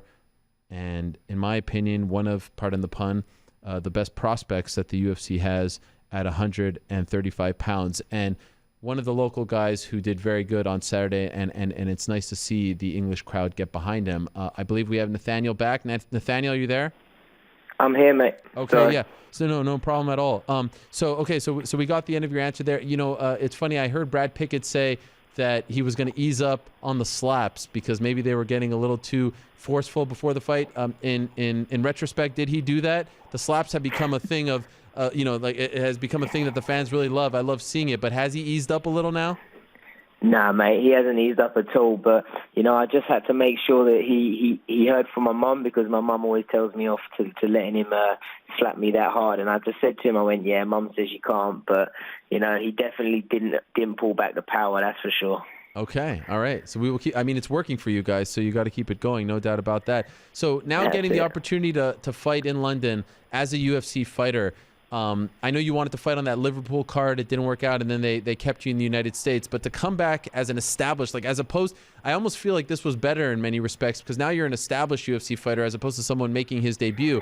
It has to feel like sort of like when someone graduates and they do well in their career and they come back to their school and they're a big man on campus. Do you know what I'm saying? I'm assuming there's a part of you that had to feel really accomplished and really proud of what you've done thus far in the UFC and then come back to London, right? Definitely. Obviously, the fights that I've had over in the States has been a way of me to just increase my worth and, get my name out there even more. So if I was obviously on the UK card for my UFC debut, I would have never had the kind of the following I do have now. So, I'm fortunate enough with that. It got me a place on the main card, which I guess I wouldn't have had as a debut fighter. And, it kind of made that moment even more special. So I agree with what you're saying. It's kind of a blessing in disguise that I was never on that Liverpool card. And, to go into London now as it was an even more special moment. What was the aftermath like? It was crazy, mate. Honestly, I've never had so many people come up to me in my life, and I had people thanking me so much for taking the time out just to have a picture, and I'm like, for me that's crazy. It really is crazy. So it was a good night for sure, and it's definitely one for me to remember for the rest of my life. Do you feel like life has changed? Like now when you go out, do you feel like you get noticed more? I do to a certain extent, but not crazy amounts. When I go to an MMA event, then yes, it's pretty hectic and stuff. But other than the occasional odd fan here and there on the tube or something, it's pretty. I'm pretty normal still. Okay. How soon do you want to return? Well, I've actually got a bit of traveling with my girlfriend that I'm doing. We're doing 5 weeks around Asia and Australia, so I'm going to do a little bit of training out there, but I'm assuming I'm going to be putting on a bit of weight. So the question is, after that, how long is it going to take me to get the weight off? I'm hoping that I'll be back for August, maybe September time. But if it wasn't for obviously the weight cuts, mate, I'd love to get back in there tomorrow. How tough are they becoming for you? They are tough, Ariel. I'm not going to lie. For me, the fighting, the competing side of things, it's not hard. It's what we do every day in the gym. So for me, when I get offered a fight, it's more of the case of, right, how long have I got to make the weight? Because that's the hard part for me. That's the struggle that I don't obviously enjoy, and that's the bit that makes it a job for me. So if I don't have to do that, they could offer me a fight next week, and I'll take it with both hands. So, like, what do you walk around at? When you're several weeks out of a fight, you're not in the middle of training camp. What's your normal walking around weight? Well, if I'm out of shape, not training crazy amounts and kind of eating what I want, I'm probably walking around 160 pounds. Wow. But obviously, when I'm in training and walking around and eating relatively healthy, probably I'd say 155 pounds. But for me, that's still quite lean. So a lot of guys I know can cut a lot more water weight than I can. But unfortunately for me, my body just doesn't tend to sweat as long. So, the other night we was in the sauna, in and out, in the sauna for, say, 15 minutes, out for 15, and I did that for 5.5 hours. So, yeah, the weight cuts do suck, but I put down that's kind of one of the ways that, I've made myself mentally strong from it. Why not just move up to 145 if it's such a struggle? Well, that's what I would like to do. Okay. And I originally spoke to my coaches about it, but they advised that I don't. I'm on a tear at bantamweight, and obviously I do make the weight, and I know that me going up to featherweight would mean that I'd be a very small one. So at the moment, while I'm on a tear, I'm going to stick at bantamweight and keep doing what I'm doing. But for the future, I'd definitely like to move up to featherweight and, start working my way up that division. But as I say, for now, at the moment, I'm on a tear, and, I'm just going to have to suck it up and get on with the weight cuts. How bad was this one, like this particular one prior to this fight? Well, this one was a lot harder for some reason. I don't know whether it was because I fought 11 weeks ago and maybe the last 11 weeks, maybe I've snacked a little bit too much or haven't trained as hard as maybe I would have if I'd come just out of time off. But the weight just didn't seem to fall off me as easy as it had done in the past. And, this weight cut was a lot more brutal than the last few that I've had, but the rehydration process went perfect. I've got a great nutritionist and a meal prep company that I have. And if I'm honest, the weight cut hadn't affected me at all in the fight, and I still was able to perform and feel amazing. It just meant that the lead up to the fight, it sucked quite a lot. And, it takes the enjoyment out as such. And for me, I'm a big believer in doing what I enjoy. And, if the weight cuts take it out of me that much, then for me, I definitely would rather move up. Right, yeah, because you're sort of dreading the whole process, right, leading up to the fight. Exactly, that's the thing. And for me, when I started this sport, it was because I wanted to be an athlete. I didn't want to work on a building site, and I wanted to kind of pursue my dreams. So when the weight cuts start getting really hard to the point where I don't enjoy what I'm doing, then it kind of makes me question why I'm doing it. So, for me, I'm definitely gonna. Next time I obviously get a fight, I've just got to make sure that I've got plenty of time to cut the weight safely and comfortably. And as long as I do that, then I'm absolutely fine. But unfortunately, the way I walk around that, I can't take short notice fights unless, of course, I moved up to 145. Do you think it's inevitable, though, at some point in your career you will eventually move up to 145? Yes, definitely. Without doubt. And this trip, this is just for pleasure? You're going to go train at different places, or it's just you and your girlfriend vacationing?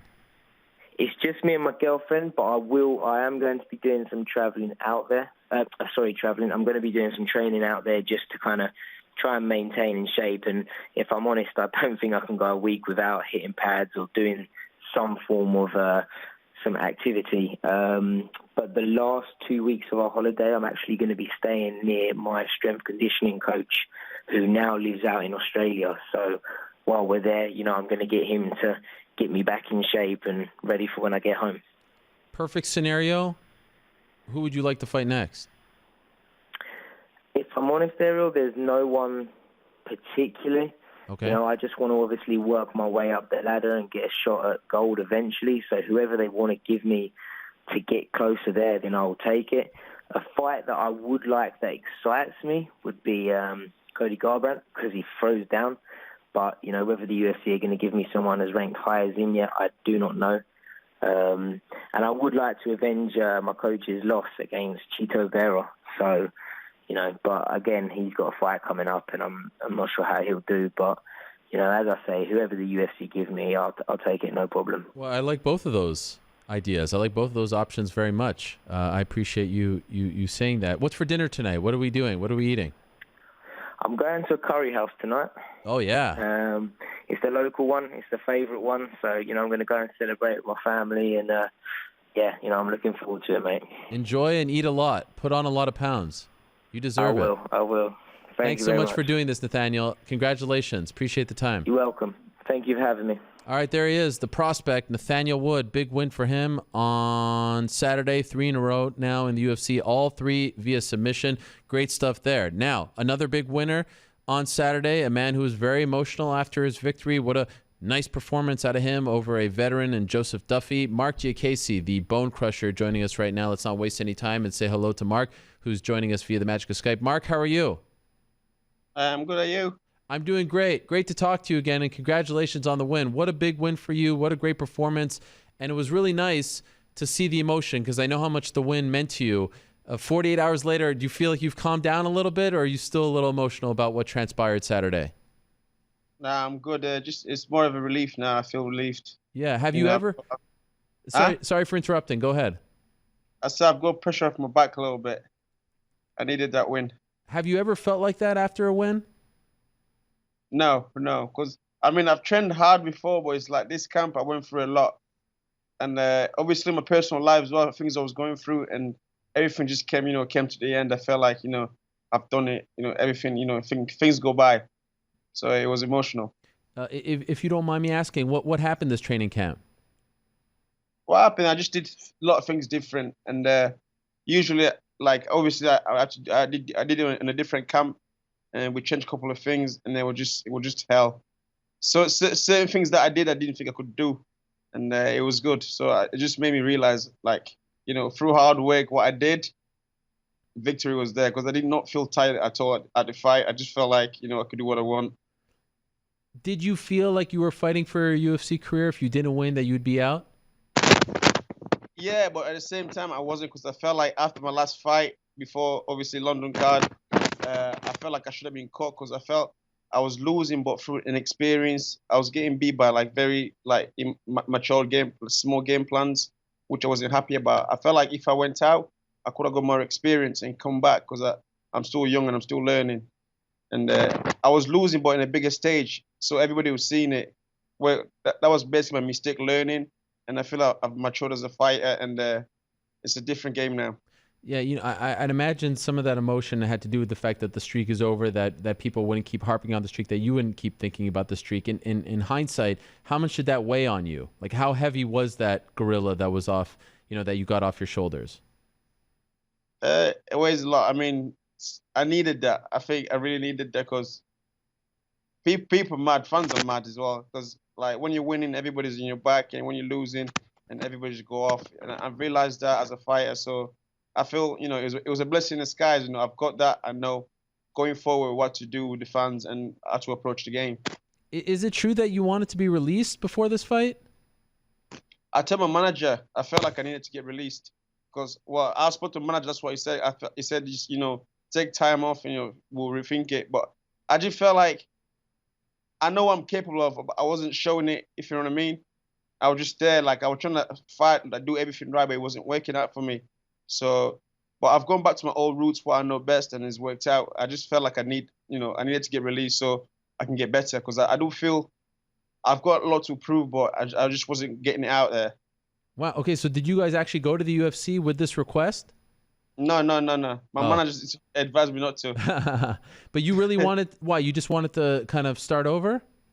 Yeah, I felt like that, because I felt like a lot of people lose outside, because I know it's different. Once you lose, you understand how it is. So It's like I felt like my loss was it was in the UFC in the biggest stage. Everybody's seen it, so you get judged. But if it was in a smaller show, no one would have really cared, and they would have come back to go to the UFC and did good. So now all my losses I've added for UFC, but now I understand what it takes. So moving forward, I'm a different animal. How did he convince you that this was, the right thing to not get released, to stay with the UFC?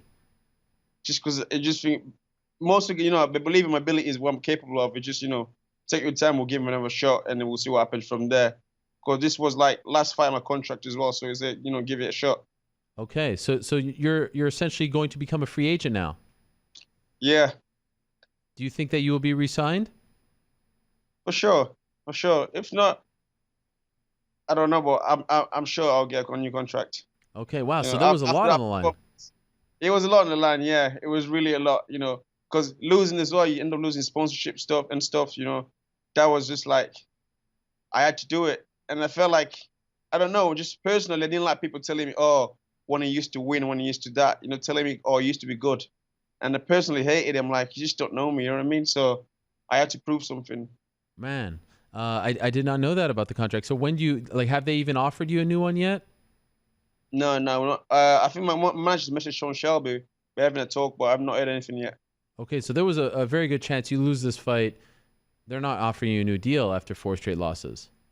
Nope. So you really were fighting for your career, your UFC career. Yeah. Would you have continued if they said, you're done? You would be happy to. Yeah, definitely. I would have been happy to. I just feel, like I said, I feel like I have a lot to prove, and I wasn't just showing it, but deep down myself, I know what I'm capable of. I just needed I needed time. I feel like in the UFC, you got to pick up a rhythm, like what you're good at, and once you pick that up, you'll be able to move forward. And I feel now I found it. I know my style, and I've done a lot of studying with obviously the greats, and then I'm like, okay, this is how I need to fight, and I've changed the game. I've changed it. I remember the first time that I met you. It was the week of the Bisping Anderson Silva fight in the hotel, and everyone was saying in the hotel, see that guy with the mohawk? He's going to be a future champion. He is a name that the UFC needs to sign. He's the best prospect in the UK right now. They have to sign him right now. He's going to do incredible. And it started off very well. And then, of course, the losing streak happened. Did you feel in hindsight, all that talk, all that hype, was that ever getting to you? Were you believing it too much? I don't know. I won't say nothing to do with the hype. I believe I put a lot of time in. I think it was just to do my training. I was kind of lost a little bit, like what worked for me and what didn't. And I think that was the main reason. But now I kind of figured myself out what I'm good at and what I'm not. And I'm trying to make everything work. Okay. One of the things that was talked about a lot prior to this fight was the fact that you have moved on from ATT and you went back home to the UK to train. Are you done with ATT? I'm not really done with ATT because I feel like it was more. I just seen a write-up from MMA, something saying I needed attention. I said this again yesterday. I don't need no attention. Just more of because at home, and I've got basically coaches that really. I'm like the big shark, so everybody knows me. It's different than being in a bigger gym where I'm having to help other people, and nobody personally know me personal. So it just made sense for me to come home and get a team together that want the best for me, that know me best. But I feel if I want to go back to ATT, it's more of just to improve my wrestling, my all-round MMA. But when I need a camp for a camp, I need to be home where people know me best. Okay, so you left on good terms. Yeah, on good terms, yeah. I didn't say, oh, I'm leaving because obviously I'm losing fights or anything. I just left because I feel at home I perform better, and that's why I've come home. But I do feel like I still need to go to ATT to improve my game. And okay. I do recommend it to every other fight. I think they should go away, pick up the new skills. Because my last fight, what you seen, it wasn't just from here in England. My wrestling, I learned a lot of technique from Mike Brown, like wrist locks and stuff. I learned that from Mike Brown. So I think I still progressed, made a progress from being there, but I just didn't put everything together the way I wanted it to. So I think it made sense for me to come back home, but go there for to pick up some skills. And obviously, probably it feels good to be closer to your family, right? As opposed to being away for so long. It does, yeah. Yeah. And so this team that you've built in the UK back home, is that essentially your own squad, like a boxing model where you just get people who are just focused on you? No, basically I'm training. I'm on the Danny Mitchell at AVT. but it's like my conditioning coaches. I've got some like other people together, like hypnosis, the mental game side people. I put everybody together. Me and my manager had to like really work hard in getting people together, and it just worked out well. I've got a K1 world champion, and Michael Bisping, all striking coach, Daz Morris, he's here. So I've got like really good guys who are free, and whenever I need them to put time into me. I don't know if this is just a coincidence or not, but you are undefeated fighting back home in England. Was there something about getting a chance to come back home and fight there that maybe put you in a better place? I'm not sure. I don't know what UFC had planned, but I just wanted to, like, whatever happened. I just wanted to perform. That's all I was. I said, if no matter win or lose, I just want to perform. Right. It was great. I mean, to just see the emotion. I know, like, we shouldn't revel in seeing another person cry, but to see how much it meant to you, it's not something that we often see. I mean, you could hardly speak in there. Like, Dan Hardy's trying to ask you questions, and it was impossible for you to get the words out, right? Yeah, I couldn't speak. I didn't know what to say. I was out. I just wanted to cry, honestly. It was way up my shoulders. Listen, sometimes it feels good to cry, right? Yeah, I needed that, definitely. I couldn't even at the back. I was trying to talk, but I just couldn't. Wow. Even in the back with no cameras. Yeah. Wow. But sometimes it's good to cry, honestly. I know. Trust me. I'm a crier myself. I appreciate a good cry. And so when you're in there, like, what did you want to say to the people? Like, did you have something that you wanted to say, or there was nothing that really came to mind? I had nothing to say. I just feel like, okay, I just feel like I'm back now. I know I used to say, like, I'm a crowd pleaser, I'm not allowed to please crowd, but I've realized, fans can drop you, you know what I mean, at any time. So I really took that on board. I'm doing it for me, for my family, and I'm not going forward with what to do with the fans, how to deal with the media, people that come with it forward. At the same time, I feel like it was a blessing in disguise, because I feel like the pace that was going in, like, getting over his attention, people that I didn't know coming through me, I'm a young lad, you know what I mean? Invite me to places I've never been before, it gets you to you a little bit, and you start to feel very complacent, and I think I've learned that. So I'm like, okay, I think it's got to change. I'll change a lot. Did you experience that? Like everyone was feeling you, and then did you notice people jumping off the bandwagon? Yeah, but that fueled me, because I felt, just noticed them slowly disappearing, but that kind of fueled me, because I'm like, it was a blessing, because even I had to get like different managers, this and that was signing this, but now I know who's really there for me and who's not, because people that help me now is the people I want to stick with. You know what I mean? People that I know they was willing to help me no matter what. And instead of some people just randomly, oh, let me be this guy for you. Let me help you for this. I don't want that no more. I've got my team, and I'm sticking with them. Nobody else. And overall, were you happy with your performance in the fight? I was very happy, because I wanted to finish, but at the same time, I've watched the fight. I didn't want to watch the fight. I've watched it back.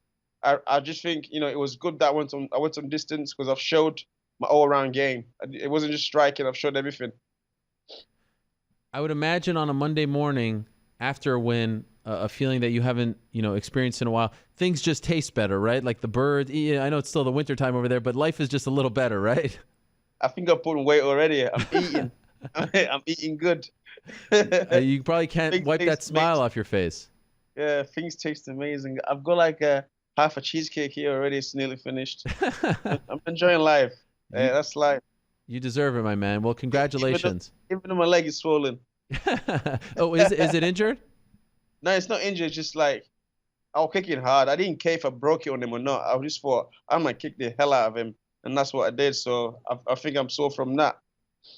Well, according to my stats that I have right over here, you landed a UFC career high 22 leg kicks in that fight at an 88% accuracy. So I would imagine that your leg would be hurting. It makes sense. Yeah, it looks good. When do you want to return?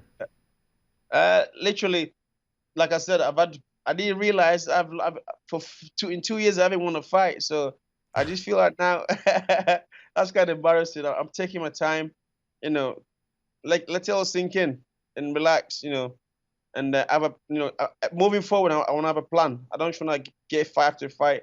I want to have a plan, think properly before I do anything else, Go back to the gym, start feeling ready, and then get a fight when I need to. Okay.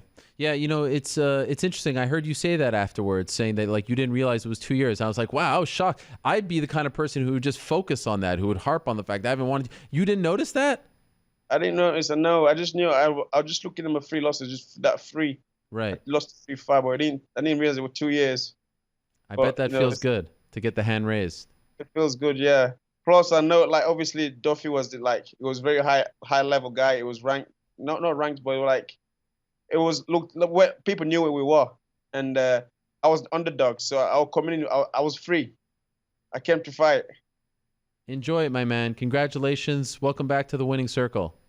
Thank you. All right, we'll talk to you soon. There he is, Marc Diakiese. Big win for him on Saturday over a veteran in Joe Duffy. As I said, landed a career-high 22 leg kicks against Mr. Duffy, 88% accuracy. That's according to UFC stats. One of 6 UFC fighters who are 2-0 or better in London. He is 2-0, and 6 of his 13 wins have come via unanimous decision. So another one on Saturday for him, but I'm sure he doesn't care how it came. I know he said he wanted to finish, but just getting the victory probably feels, I mean, you saw the emotion there. You saw the way he reacted.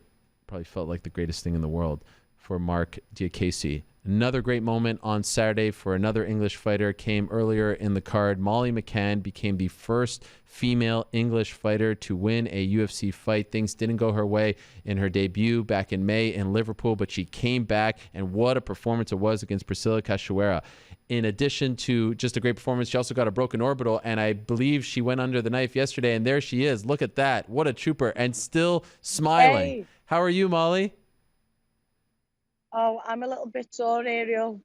Where are you right now? I'm at London Euston train station. I've just left the hospital and I'm going back to Liverpool. Oh, wow. Well, I really appreciate you doing this for us. How is the eye feeling? It's okay. I've just got the all clear. The eyeball is fine. It's going to be about 2 or 3 months till I can take contact again, and then I'll be ready to come for the division. And do you recall when this happened? When the injury occurred? Yeah. It was in the last round. I went southpaw and threw a shot, and she come over the top with her overhand right, and it was the thumb. Actually, it was the thumb that caught me. Oh. That's where the bones broke there. My gosh. That But is hey, wild. Ariel, I'm not asked because we won. Yes. you must be the happiest person with a broken orbital I've ever seen. I mean, 100%. When I was in the ambulance going to the I don't know what's called, the hospital, and I just couldn't stop smiling, and they were like, "Are you okay?" I was like, "I've just become the first English woman to win in the UFC. I am over the moon." what does it feel like when it breaks? Like what did you notice it? Yeah, I just felt like a sharp pain actually, and I felt the skin cut. Oh, my. All right. Well, you won, and I'm sure it would have felt a lot worse had you lost the fight with the broken orbital. So, like you're saying, the victory masks it. That's it, mate. 100%. I hope you don't mind. I'm just gonna have to start walking through people No problem. in the train station because Yeah. Mom, we're going to number 2. This is amazing. That's We on had too, yeah. we had Jorge Masvidal earlier boarding a flight. Now we have you boarding a train. I love this. Thank you for doing it. So, no problem. Overall, were you happy with your performance? Do you know, Ariel, I didn't just want to be a boxer anymore. I literally, when I lost to Jillian, I said to myself, I'm going to do 100 days of jiu-jitsu and nothing else. And then that led to 200. And then I said to my coach, Paul, I'd like to take it down and submit it. And I nearly got that in the first round. It didn't quite come. And then I just thought, okay, I'm just going to punch. So then I just liked the brawl for a little bit. But I think my performance was diverse. And I think you all got to see what I'm really about now and what I'm capable of. And by the way, what's that like orange line coming down your face? Sorry, I've just had antibiotics injected into my eye. Wow. And died. That is incredible. Well, again, I really appreciate you doing this. I'm like 10 minutes out. No, it's okay. Are you okay with still going? Yeah. We're fine. Okay, cool. I was just curious, after the fight against Jillian, I know you handled that.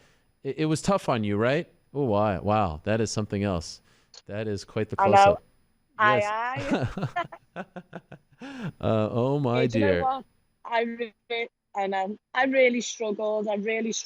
Ariel, mentally. When you're used to being the best and you get put in your place, and I didn't know how to deal with it, to be honest. I did not know what was going on. And I didn't keep it quiet either. I'm an honest fighter, and I always tell, you're going to know how I'm feeling. If I'm angry, you'll know. If I'm sad, you'll know. And if I'm really upset, you'll know. So I try to be vocal about it because I don't think enough people are vocal about it.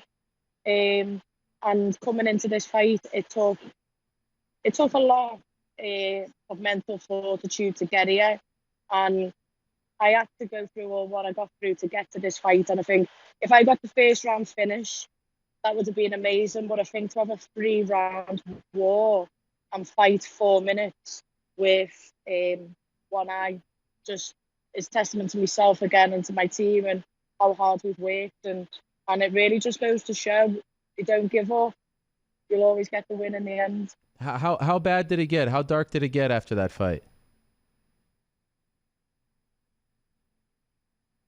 It felt like someone had died. Like, it was physical pain in my heart. That's what it was like. And when I came back from the hospital yesterday, I got to the hotel and I seen Priscilla, and I just gave her a hug when she was getting she was leaving for Brazil, and I just held her close, and she was crying and I was crying because we left everything we had in there, and I know she was flying back to Brazil, how I was feeling after the Jillian fight. So I'm just glad that I'm not there. And time spent on the mat and time saved in training is the reason why I could perform the way I did on Saturday night. And the crowd were unreal, Ariel. Yeah, I can't imagine. I mean, it was great. Even Michael Bisping, did you see his tweet saying that you're his favorite fighter? What is that like to read that from a legend? It was unreal. And then Usman said, damn little meatball can throw down or something. So Ariel, I finally feel like I'm a UFC fighter.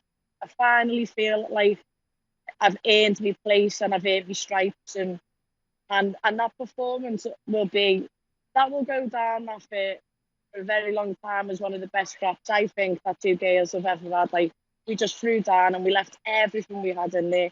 The fight had everything. Do you feel like a weight has been lifted off your shoulders as well? Yeah, everyone asked me how I felt, and I said I feel very present. I don't feel like I'm thinking in the past. I'm not looking towards the future. My vibe, my energy isn't burnt out. It's not frazzled. It's not doing anything other than just. I never smelt the roses when I won the world title. I didn't get to sit there with my feelings and enjoy all my hard work. I had to go straight to the UFC, and then it was a lot of sadness. And now I just feel like, yeah, I'm all right at what I do, and I'm good now. And how about Everton giving you a shout out? Did you see them congratulate you within seconds? Yeah, I know. They tweeted saying you're going to need a bag of frozen peas on that, I love. And I just started laughing. And then Everton won on Sunday against Chelsea. What a weekend. What a time to be alive, Ariel. You see my mug? Hey, do you know all the Everton fans love you for that mug? I'm still repping. I'm going to go to the match next weekend. I'm going to West Ham. Everton, West Ham, so I'll get you something and send it over. Oh, I appreciate that. So you're, oh my dear, look at that eye. It just doesn't open. So what is it, 10 weeks? What did you say? Sorry, 10 weeks for my eye. Yeah, is that what they said? 10-week recovery? 2 months. 2 months. 2 okay. months. So yeah, I can start training. I've just had the all clear on my eyeball, but he said 2 months till you can take contact again. Perfect world. When do you want to return? September, October. Okay. Now everyone's seeing what I can do. I don't think I'm going to get it'll never be an easy fight. It'll always be a hard one. So I'm all right taking my time, getting to where I need to get. Ariel, I want to be the first British woman to headline an arena. I'm not going to start shying away, and I'm also not running away. Oh, may have lost her there. Can't thank her enough. That's how she normally looks, as you can see right over there. First female English fighter to win a UFC fight. That eye is gruesome. Holy smokes. One of 7 women's flyweights to land plus 100 significant strikes. So nice to see her get back on track. You'll recall that she made her UFC debut back in May in Liverpool, and that was a big deal for her against Jillian Robertson, but she got her first win on Saturday. Molly, you still there? Yeah, sorry. No, Can you just bear with me? I've just got to make it through the ticket styles to get on my train. We're only going to keep you. Ariel. Yeah, sure, no problem. You want me to wait? I'll wait. I can still hear you. Okay. This is amazing. You see, this is the beauty of this program, like I said to you earlier. The fighters will come on. It might not be in the most perfect setting, but they'll be there for us, and we want to hear from them. In a matter of moments, we're going to be... You're there? Molly, hang on. Just activate my ticket. Okay. I just wanted to ask, so you said September would be a perfect time for you? Do you want to stay in Europe, or do you want to try to venture out? Yeah, right. I want America. I really want to fight in New York or Las Vegas. So if you can make it happen, I'd appreciate that. All right. I'm on it. Molly, I appreciate the time very much. Yeah. Get well soon, okay? Okay, cheers. Thanks for having me on, Ariel. My pleasure. Congratulations on the win, and hope the eye heals up in short order as well. That's an amazing eye. Wow, I can't get enough of it. Look at that. Incredible. And the memes are just fabulous right now. Oh, my. Molly in one eye. Enjoy it. Enjoy a nice meatball sub for us. I will. Ta-ra, mate. Okay, take care. There she is. Molly McCann, Meatball Molly. Also, the owner of one of the all-time great nicknames in mixed martial arts history, Molly McCann. She actually posted a very funny photo on her Instagram of her in a subway, I guess it was like a sub costume as a mascot, and here she is, 3 years later, first female English fighter to win in the UFC. Great performance. Now, Arnold Allen is going to join us in a matter of seconds here. Always enjoy talking to Mr. Arnold Allen, Almighty Allen, who's on quite the winning streak himself. Couple of factoids about AAA. One of 5 featherweights to start their UFC career 5-0. Yair Rodriguez, Conor McGregor, Zabit Magomed Sharipov, and Jose Aldo are the only others.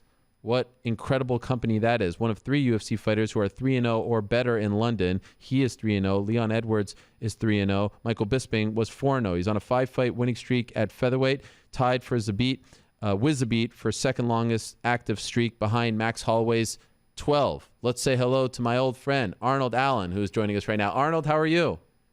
I'm good, man. How are you doing? I'm doing well. Congratulations. Did you know that? You're one of 5 featherweights to start their UFC career 5-0. The others, Yair, Conor, Zabit, and Jose Aldo.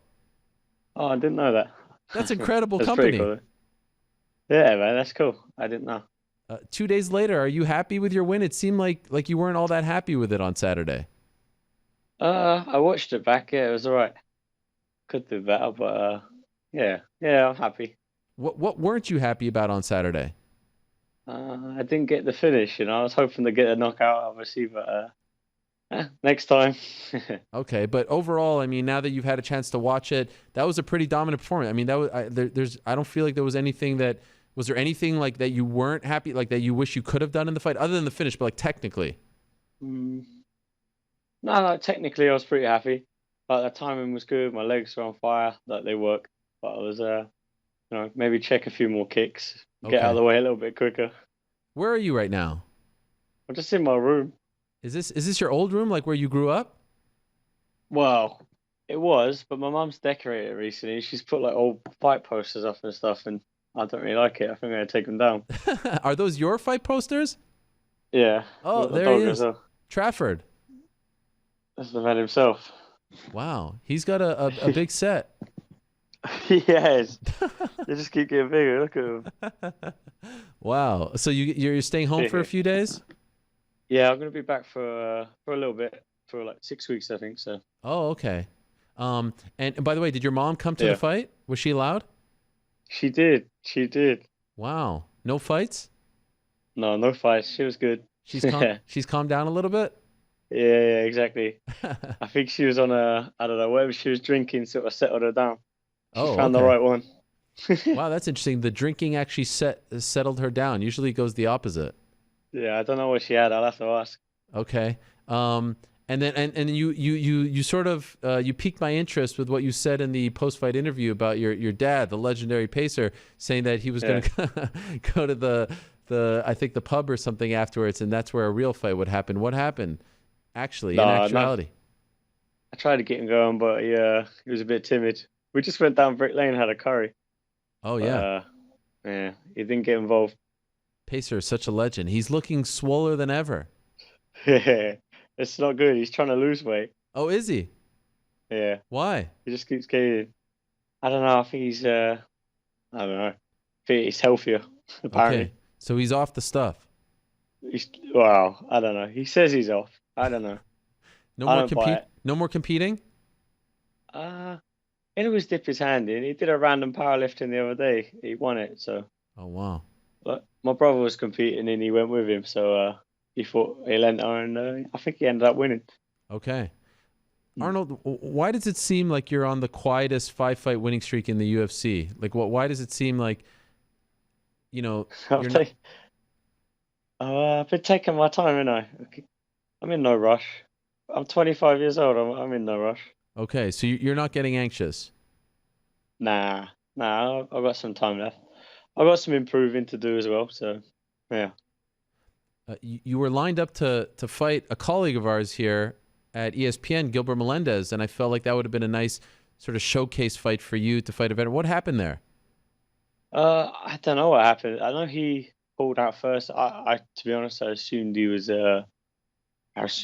retiring. To be honest, I thought maybe that's what was happening. But I get it. I get why he wouldn't want to fight me.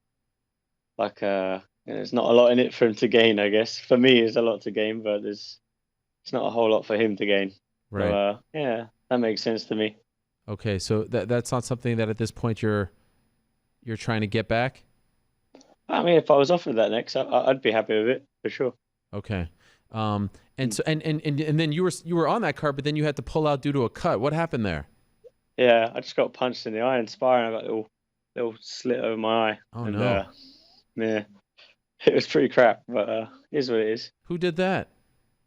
Mandel, rat garbage? Yeah, the rat garbage did it to me. Unbelievable. Gym bully. He's the gym bully. Is he really? Wow. Yeah, man. Are you not a nice guy? Are you still sleeping at the TriStar dorms? Yeah, I'm in there in like an apartment in there. Okay, so have you graduated from the dorms? It's like elite dorms. Oh, look at you. That's it. Do you have to pay to be a part of those? Oh, I don't know. In certain ways. Okay. What do you mean by that? It's private. Okay, all right. Sorry. You have to ask Robbie Stein. He's the boss. Yes, he is the boss. My former schoolmate, Robbie Stein, That's it, he said. Who wrote? Yeah, it's true. It's the truth. No one knows what the hell we're talking about here, but I think maybe 5 other people. Joanne Calderwood, another one as well. Yeah. And what is it like at the gym these days? Is GSP still even though he's retired, is he still showing up? Yeah, he's still there. He's George is like a proper martial artist, and he's always trying to better himself, training. He's always doing something. He's always in the gym trying to improve. So even with a fight or without a fight, so yeah, he's a true professional. Maybe maybe they were they were on this track with the fight against Gilbert. Maybe it's bringing you now over to the United States and having a big showcase fight there would start to get some traction behind you. Do you think that that's the next move that makes most sense? Yeah, for sure. I've been wanting that for a while. I don't care about popularity or anything. I don't want to be famous. I don't want that. But I definitely want to make money, and I definitely want to win fights. So, yeah, I think that's the way forward. Why don't you want to be famous? I don't know. It seems annoying, doesn't it? Everyone's posting all this shit on their Instagram and weird stuff. It's not me. You talked to your dad about that. Wasn't he famous back in his day? In Ipswich, in my town. Right. That's right. Yeah. But I don't mean. Used to be. Go ahead. Everyone used to call me Pace's boy. Really? And they call him Arnie's dad. Oh my gosh, that's incredible. That's amazing. That's sort of the circle of life, right? That's it. Exactly. But you said, like when I say to get the showcase fight, I don't mean to necessarily be famous, but to now be talked about. I mean, I just read the company that you're in because of the way you started your career 5-0 in the UFC. To me, that means you should get a high profile fight next. Yeah, it'd be cool. We'll see. Whatever for the right money, If my coaches are happy, my management are happy, then I'm happy. Okay, you're just too nice. You're too soft spoken. It's amazing. I like the stash, by the way. Thanks. It's starting to grow back. I'm gonna have to get it off, No, why? I got a lot. I don't know. It was hit and miss last time. Some people loved it, but I feel like the majority of people hated it. No, don't listen to those people. I know. What does your girlfriend say? Are you still with your girlfriend? Yeah, she likes. To be honest, whatever I do, she seems to like it. So I mean, I shaved my head. She thought it looked good. I grew it out. She thought it looked good. That's I grew a good crap beard. She thought it looked good. That is a supportive girlfriend. Mm. And what is it like being back home, sleeping in the old? Nice. Do you feel like you're a kid again?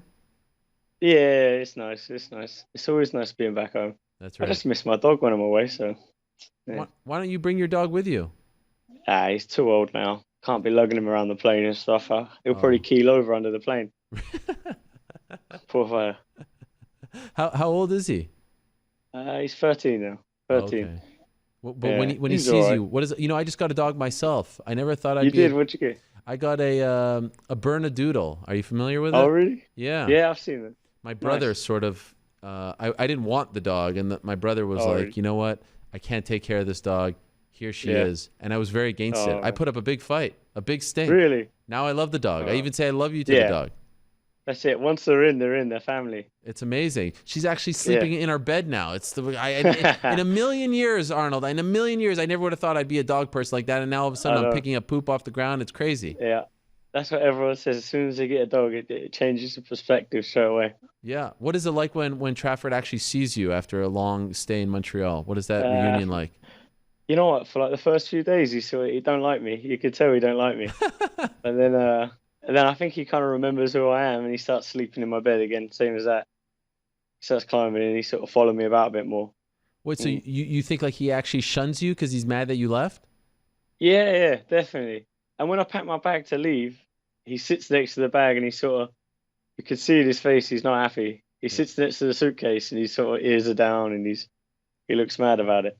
Wow, they're so smart, those dogs. Yeah, it's funny. It's an amazing thing. Are you going to go on any trips? I remember last time you were going on some trips. Are you going to do any traveling? No. I think this time I'm going to try and stay home a little bit more and sort of make sure I catch up with the family a little bit more. Okay. Last time I was all over the place, so right. Try and stay home a bit. Do you want to be a little more active? Well, fight wise, or because your last fight, I know you had the cut and everything, but your last fight was in May. Yeah, I definitely want to be more active. That's the plan. I want to fight again.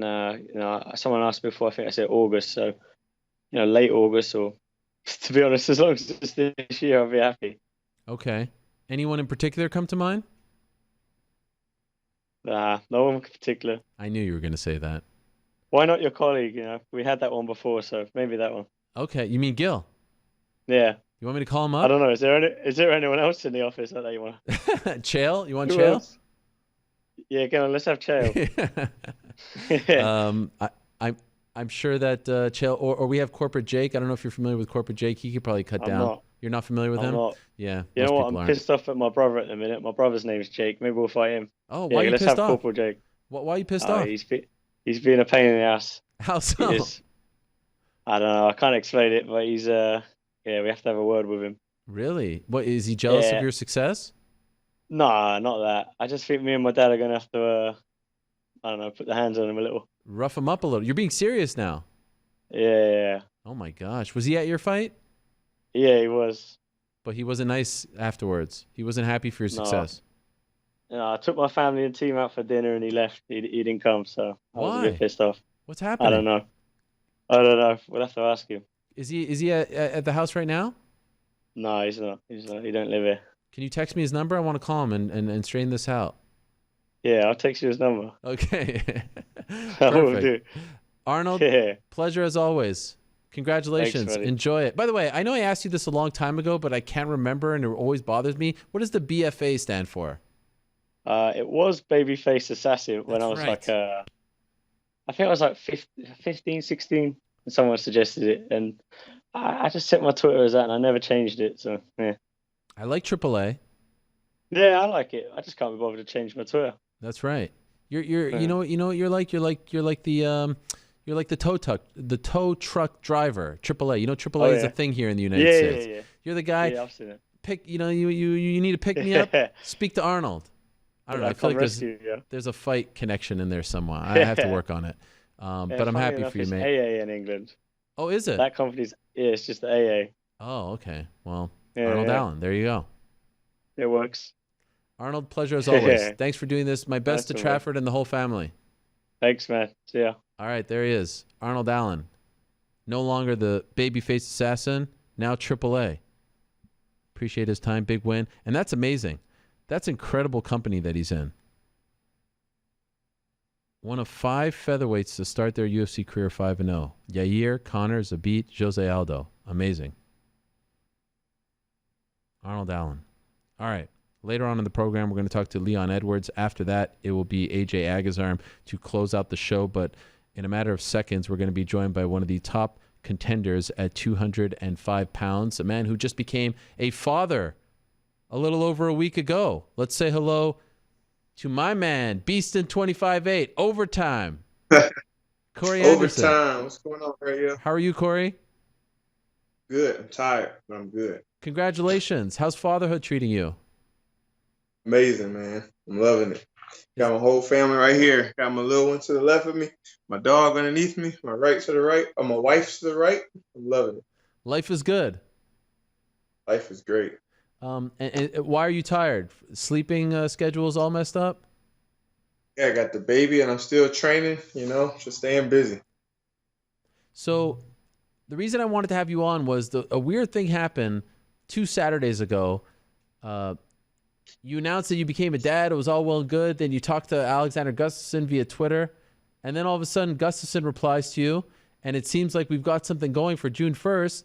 And I remember when he called you out, you were on my show when he called you out. And then literally like 3 hours later, news breaks that Gustafsson's fighting Anthony Smith. What happened? Yeah. I mean, you asking the wrong one. You got to call Dana White, get him on the show. Mick Maynard, Sean Shelby, something, ask him what's going on, what happened. They kept calling me about the fight. They called me on Tuesday, and before the baby came, it was kind of still going in my mind. I'm still worried about getting my family home safe before anything else. I told Ali, like, whatever you think is best, whatever, let's do it. 'Cause I'm worried about this. Yeah, as soon as the baby was born, I contacted Ali, let's do it. Like, I called my dad, like, I'm going to take that fight now. Everything's safe, let's do it. I told everybody, like, I took the fight, so I'm waiting to hear back. It's not 100%, but I tweeted Alex, and I told Ali to call the UFC. And then, sure enough, like 5 minutes later, I post a tweet. Alex responds back, and then I'm thinking, all right, it's good. I'm waiting until we get home to tell my wife, like, I got the fight. We're going to do this. And the next thing you know, I start getting messages like, I see a tweet to Alex. I see his response, but what's up with this? I see Anthony Smith now. Blah, blah, blah. I was like, I don't know. So I sent my mom. She was the first person to send it to me. And I sent her the conversation I had with Ali and the tweet with me and Alex. And I was like, this is what I got. So, yeah, I don't know. I'm not really sweating it. We're just going to wait and see what happens. And the next thing you know, the UFC announcement is kind of like, it's like we said on the show. I just feel like nobody respects me yet. I don't know. I don't know what to say. Were you upset? I mean, I wasn't too upset. Like I told Ali, I'm at the point now I'm kind of happy with what's going on in my life. Sitting here with my baby and my family, I'm enjoying this. And I'm still training. This is the life not the life I look forward to, but the life I have right now. And I enjoy it. But I would like to get back there and get that fight. I wanted that fight. I knew if I beat him, they can't deny me being next to a title fight. Or at least they couldn't. Right. I can say they can't, but they'll find a way because they always do. But I thought for sure get that fight, dominate him like I do everybody else, and they can't say anything else, a finish or a decision. They have to give him the title fight, but it is what it is. And so I was trying to think about why they went in this direction, and my theory was that they didn't want, like, Anthony and Alex have both fought John recently, so they kind of cancel each other out. So that's why it's a safe fight to make. They want you to fight someone, so that you could propel yourself. And let's just say the fight doesn't go your way, that person then is closer to a title shot, but they don't want to do Gustafsson versus Jones 3. They don't want to do Smith versus Jones 2. So they want to save you for someone else. So I kind of understand where they're coming from in that regard. No? I don't think that's it.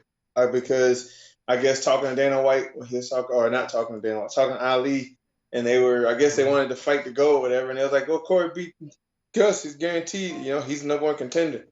And all of a sudden they gave him to the other guy that just fought for the title. So now I was kind of like, what's going on? I talked to my brother and my dad. I was like, I don't think the winner of that is getting a title fight because they just fought and they both just lost. But then at the same time, I wouldn't put them past it.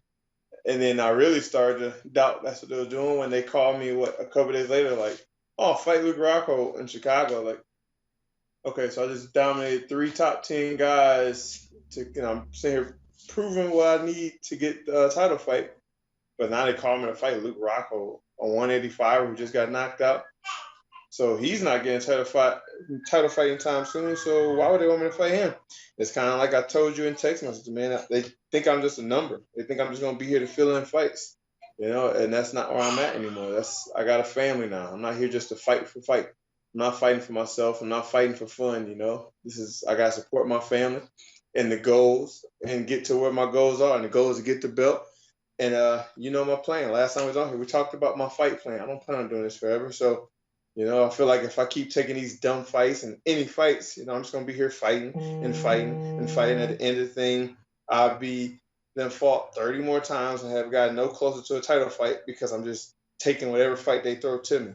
So I just woke up and realized, literally after the baby was born, I realized, like, I can't just be a yes man anymore. It was usually they called me and I was like, all right, let's do it. Let's go. Where are we going? Brazil? Okay. London? Let's do it. Back to Brazil, Germany, whatever. 2 week notice, 1 week notice, 1 day, I'm down. But now I got a family, and everything else is more important than this. I'm just a little small part in this family thing. So if it doesn't make sense for me and my family, it doesn't make sense for my health, taking these dumb fights for no reason, don't call me.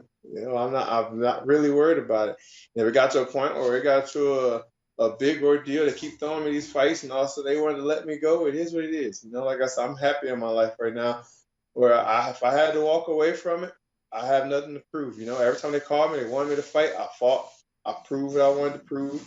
I came in young, I grew in the UFC, and I dominated. Every fight I won, I dominated. There was no ordeal. Even the Shogun fight, I dominated, and I lost that. I don't have to go and prove anything to anybody else. Right now, I'm fighting for myself and my family. Ali gets mad, or not mad, but some things I say, Ali tell me I shouldn't say. The coaches say you got to word things better, But I'm speaking what Corey speaks from the heart now because I'm speaking for my whole family. I'm not just speaking for me. Wow, well, I appreciate that. So you would actually, like, if things don't go your way, you don't start to feel respected, you would actually consider walking away now? If I have to. If they're not going to respect me, if you don't stand for something, you'll fall for anything. And this is what I'm standing for. I'll fight. I'm not saying I'm not going to fight anymore. I only want a title fight. There's some fights that make sense right now, but the ones they keep throwing at me in a way, it's just, I don't know. Even I made a tweet before, you heard him when Jan Blachowicz and Santos fought. You hear him talking about title contentions. Like, how in the world does Johnny Walker get his name in the title contentions over a 14 UFC fight vet who's fought all top 10 contenders and beat them all? But yet they sitting there talking about Johnny Walker, Dominic Reyes, and Bruno Santos because they're excited. They said the same thing about Anthony Smith. And I said it, like, okay, y'all keep pumping Anthony Smith up. He's going to get in this fight, and he's going to go against Johnny. He's not tested. And when things happen and go south, he's going to be a fish out of water. And what happened when it came? He came like a fish out of water. And I don't understand. It irritates me when I get to talking about it. That's why I just spend the time with my family now, and I don't really dwell on it. I'm sitting here with my mother, my father called me. I just kind of, you know, it is what it is. I'm not really worried about it so much anymore because I just got to worry about living my life. You know, before, like I said, even when I was married without the kid, it was just kind of me. My wife was here. She supported everything we did. But now when I wake up and I look at my child and I see fighters that slur their words, had a conversation with my brother, I don't want to be a punch drunk father. You know, I don't want to have my body all beat up and broke down because I took so many dumb fights that I can't enjoy being a father. You know, I've always said I wanted to get out and enjoy my life with my kids and my family. But now that it's actually here, it kind of hits home even more. You know, even waking up and I'm always checking on him to make sure he's healthy in the middle of the night. He's sleeping right. Is he breathing? This and this. You know, I don't want him to have to worry about that when he gets older because his father got brain trauma. Is he going to be running in my room, checking on me? Is dad okay? Is his brain fine? Is he having a seizure? You know, do I need to take him to the hospital? Is he okay? I don't want that for my family, not my wife or my son, or my mother or my father or my brother, anything. So now, like I said, it's about smart fights. I know every day in practice I take the chance of getting hit and something happen, but right now I'm fighting for what I want to fight for. Wow, it sounds to me like you're very conflicted. That becoming a dad has, I guess, released a lot of these emotions and has made you look at the world of fighting a different way. 100%. I mean, I've had a talk with like David Branch and stuff. Like growing up here in New York, I've been training with David Branch since the first weekend I got here. And I remember we both have Ali as a manager, and he was telling me how when he coming to UFC, he wanted to sit down and talk with Dana, and he wanted this, and this. He wanted this, his goals, this, and this. He was talking about the money aspect, and because he got the family, he got a kid on the way. I got to make this kind of money. I got to do this for my family, blah blah blah. And me, I was like, man, I don't really care about the money. I just enjoy fighting. You know, I'm here to fight. You know, I'm gonna go out there and grind regardless. And he said, Corey, I love you to death. You're a hardworking young man, but brother, don't never let me hear you talk like that again. This is not about just fighting. You know, it's about fighting, but you gotta worry about your family. You gotta worry about your longevity. Worry about your body. You gotta know your worth. Don't just go out there and keep taking fights for nothing. You know, at that time, I listened to him, but I didn't take it into heart. Like I said, when I woke up that first night in the hospital and looked at my son, it kind of like all clicked. Everything people have been saying, my brother and people before me that's done this route and that went the route and didn't save money and try to give me advice and all this stuff I never listened to. It all came to fruition right there looking into my son's eyes as he cried on that table. It was like, you know what? They were right. So here we are. And a new outlook on life, a new outlook on the fight game. So in a perfect world, if they ask you, okay, what do you want? What is it? I mean, like I said, I'll tell them I want a title fight, but I'll fight for a number one contender fight. I'll fight another contender fight. You know, they told me, well, at least what Ali said is the winner of me and Alir would be number one contender. I don't know if they were all talked about that or that was just our calculations because you heard everyone talking about Alir getting the next title fight, blah, blah, blah. Before Glover, they're talking about Glover being in line for a title shot, and I beat both of those guys. It's kind of like, oh, Corey's name was still never brought into a title fight talk. So now I want that respect. You know, I understand.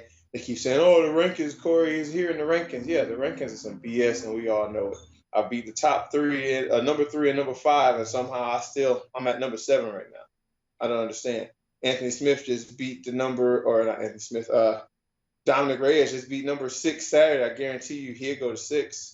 Or Santos beat number 3. He went to 3. Jan Blachowicz was 14th and fought Jimmy Manuel at 3. And he jumped 11 spots, you know. And that was a decision. Like you said, it's because I'm not winning with just finishes and getting decisions. Dan Hardy tweeted me and says, you got to go out there and get some finishes in the exciting division of the 205. But then, like Joe Rogan said, like everybody's talking about Leo Latifi and these other guys, but what about Corey Anderson? The point is winning, and Corey has done that. You know, I'm not going in there trying to be stupid and dangerous and take a dumb shot and get knocked out again. You know, that happened in Jimmy Manuel. That happened in OSP. And I learned from those things. I got to take calculated risks and be more prepared and keep my hands up and stay more well-rounded and not safe, but better protected throughout the fight. And now that I'm doing that and I'm winning, it ain't like I'm just going out to take a guy down and lay down on him. Look at the Leo Latifi fight. There's no takedowns, but look at the punch count. When you looked at the punch margin, the Leo Latifi's thing was here and my thing was way up here. I threw 3 to 4 times more punches than him each round. But yet people still want to say I'm boring. But there was no takedowns there. He would take me down twice, and I defended. I shot on him, he defended. And other than that, we just banged it on the feet. I threw kicks, I threw punches. But yet at the end of the day, somehow I'm still boring. I don't know. I think it's more the fact now that people look back at those OSP and Jimmy fights and they're stuck on that. The fact that I got knocked out by Jimmy and head kicked by OSP, and the media when they bring it up, not the media, but the casuals when they bring it up, they always bring out getting head kicked by OSP, and I don't think they realize they obviously didn't watch that whole fight. They didn't see the fact I was dominating for 3 rounds and just made a simple mistake, and that's okay. And that's just, I got to the point now. I guess that's nothing I can say. I got to the point now I can't worry about fighting with everybody else in the media and the casuals because it's not that important to me anymore. Fighting and getting the belt is, but voicing my opinion to them and responding back to those guys and what the guys and girls think and say about me does not weigh on the chart. What my son look up to me and my wife thinks about me. And so to be clear, they did offer you Luke Rockhold, and you said you weren't interested. I guess Ali called me and said they wanted you to fight Luke Rockhold. I mean, I already told him you was gonna say no, but what you say? And I said no. I mean, that makes no sense to me. That's a step backwards. I beat him and I still be sitting at 7. And when I say I want a title fight, somebody will say, "Oh, you just beat an 85-pounder who got to come off a loss. You think you deserve a title fight off that?" The only fight that I felt if I won, they couldn't say anything was Gustafsson. If I fought anybody else, if I fought Dominic Reyes and I do a spectacular performance, there's nobody else in the running between me and him. That would make sense, but I guarantee you I could dominate him and they will still say, "Oh, he's new. He doesn't have enough experience yet. You need another fight or something." Or they'll bump Johnny Walker up because he got another knockout or something fancy. And I told Ali that, don't call me no Johnny Walker. I keep seeing tweets and all that. This guy, another one, I beat him. It does nothing for me. He's young. That's all they're going to say. He's still developing. As I said on your show, Dominic Reyes, he proved himself. He's here. Now he just beat Volkan. That's one. Okay. If I take that, that's a win-win. If I win, or not a win-win. If I win that, I get some credibility for beating him. Right. If I beat a Johnny Walker or somebody else, it doesn't do anything. It doesn't move me any further. It just set me back, and I'll just be stuck here. Wow. So I understand what you're saying. I do think Johnny has a lot of momentum. Thiago Santos as well. Do you think that they're getting that momentum because they're having these spectacular finishes? And your victories, as we're showing, are over tough guys, but there's no sort of moment there that gets the fans excited. This has been an issue that many fighters before you have had to deal with. John Fitch in the past comes to mind. Many other fighters. Yeah, 100%. I mean, look at Kamaru Usman. Yeah, I mean, well, there you perfect go. example.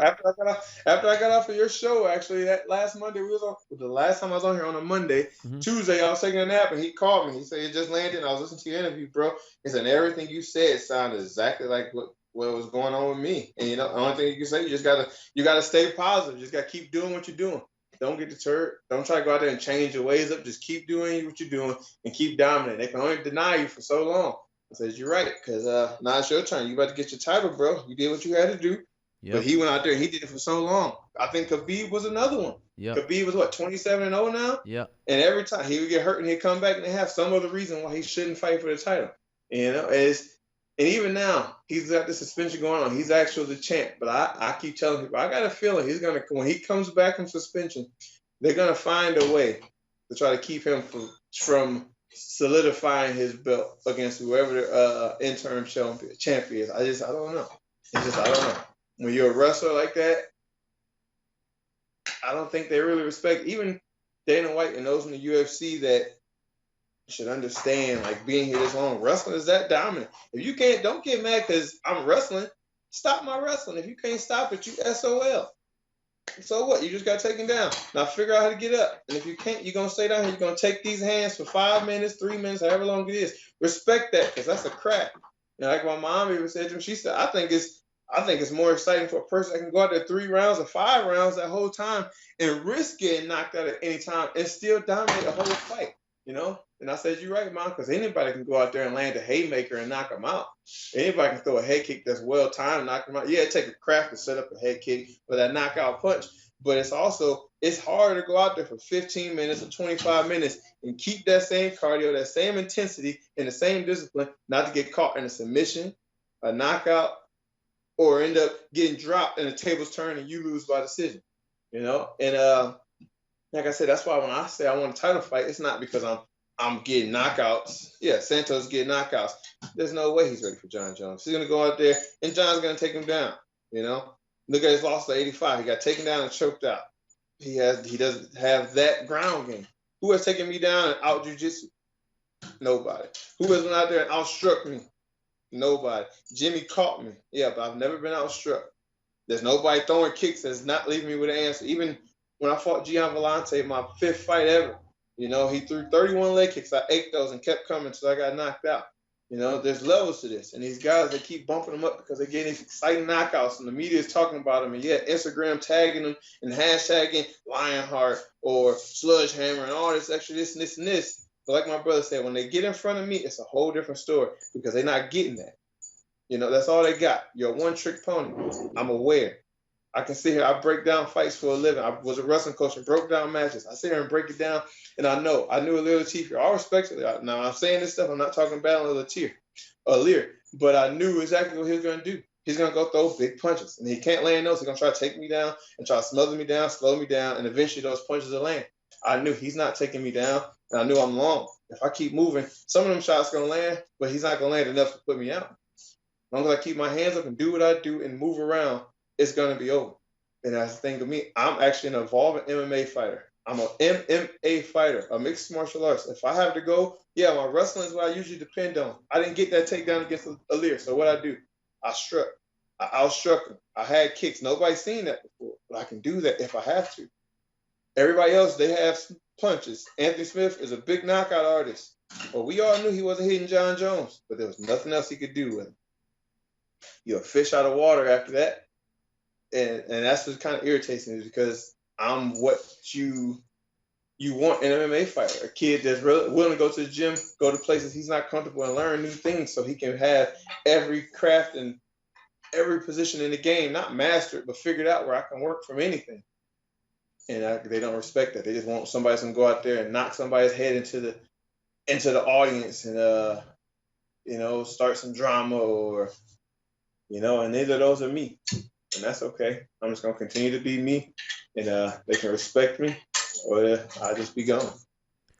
Appreciate you doing this, Corey. Enjoy fatherhood. Try not to let all the other stuff get to you. Thanks for speaking your mind and doing so openly. I really appreciate it. Yeah, no problem, Ariel. Thanks for having me. All right, there he is, Corey Anderson, getting some things off his chest. Hopefully, for his sake, he gets what he wants next. Certainly a dilemma that I think a lot of fighters would sympathize with. It seems like, you know, you get knockouts, even though it's the same amount of victories, you get finishes, you'll get talked about more, you'll get other opportunities. It seems like he's finally putting his foot down and wants to wait for what he thinks he deserves next. Interesting segue to our next guest, who had a big win on Saturday. Massive win over Gunnar Nelson. All he does is win these days. All he does is continue to win.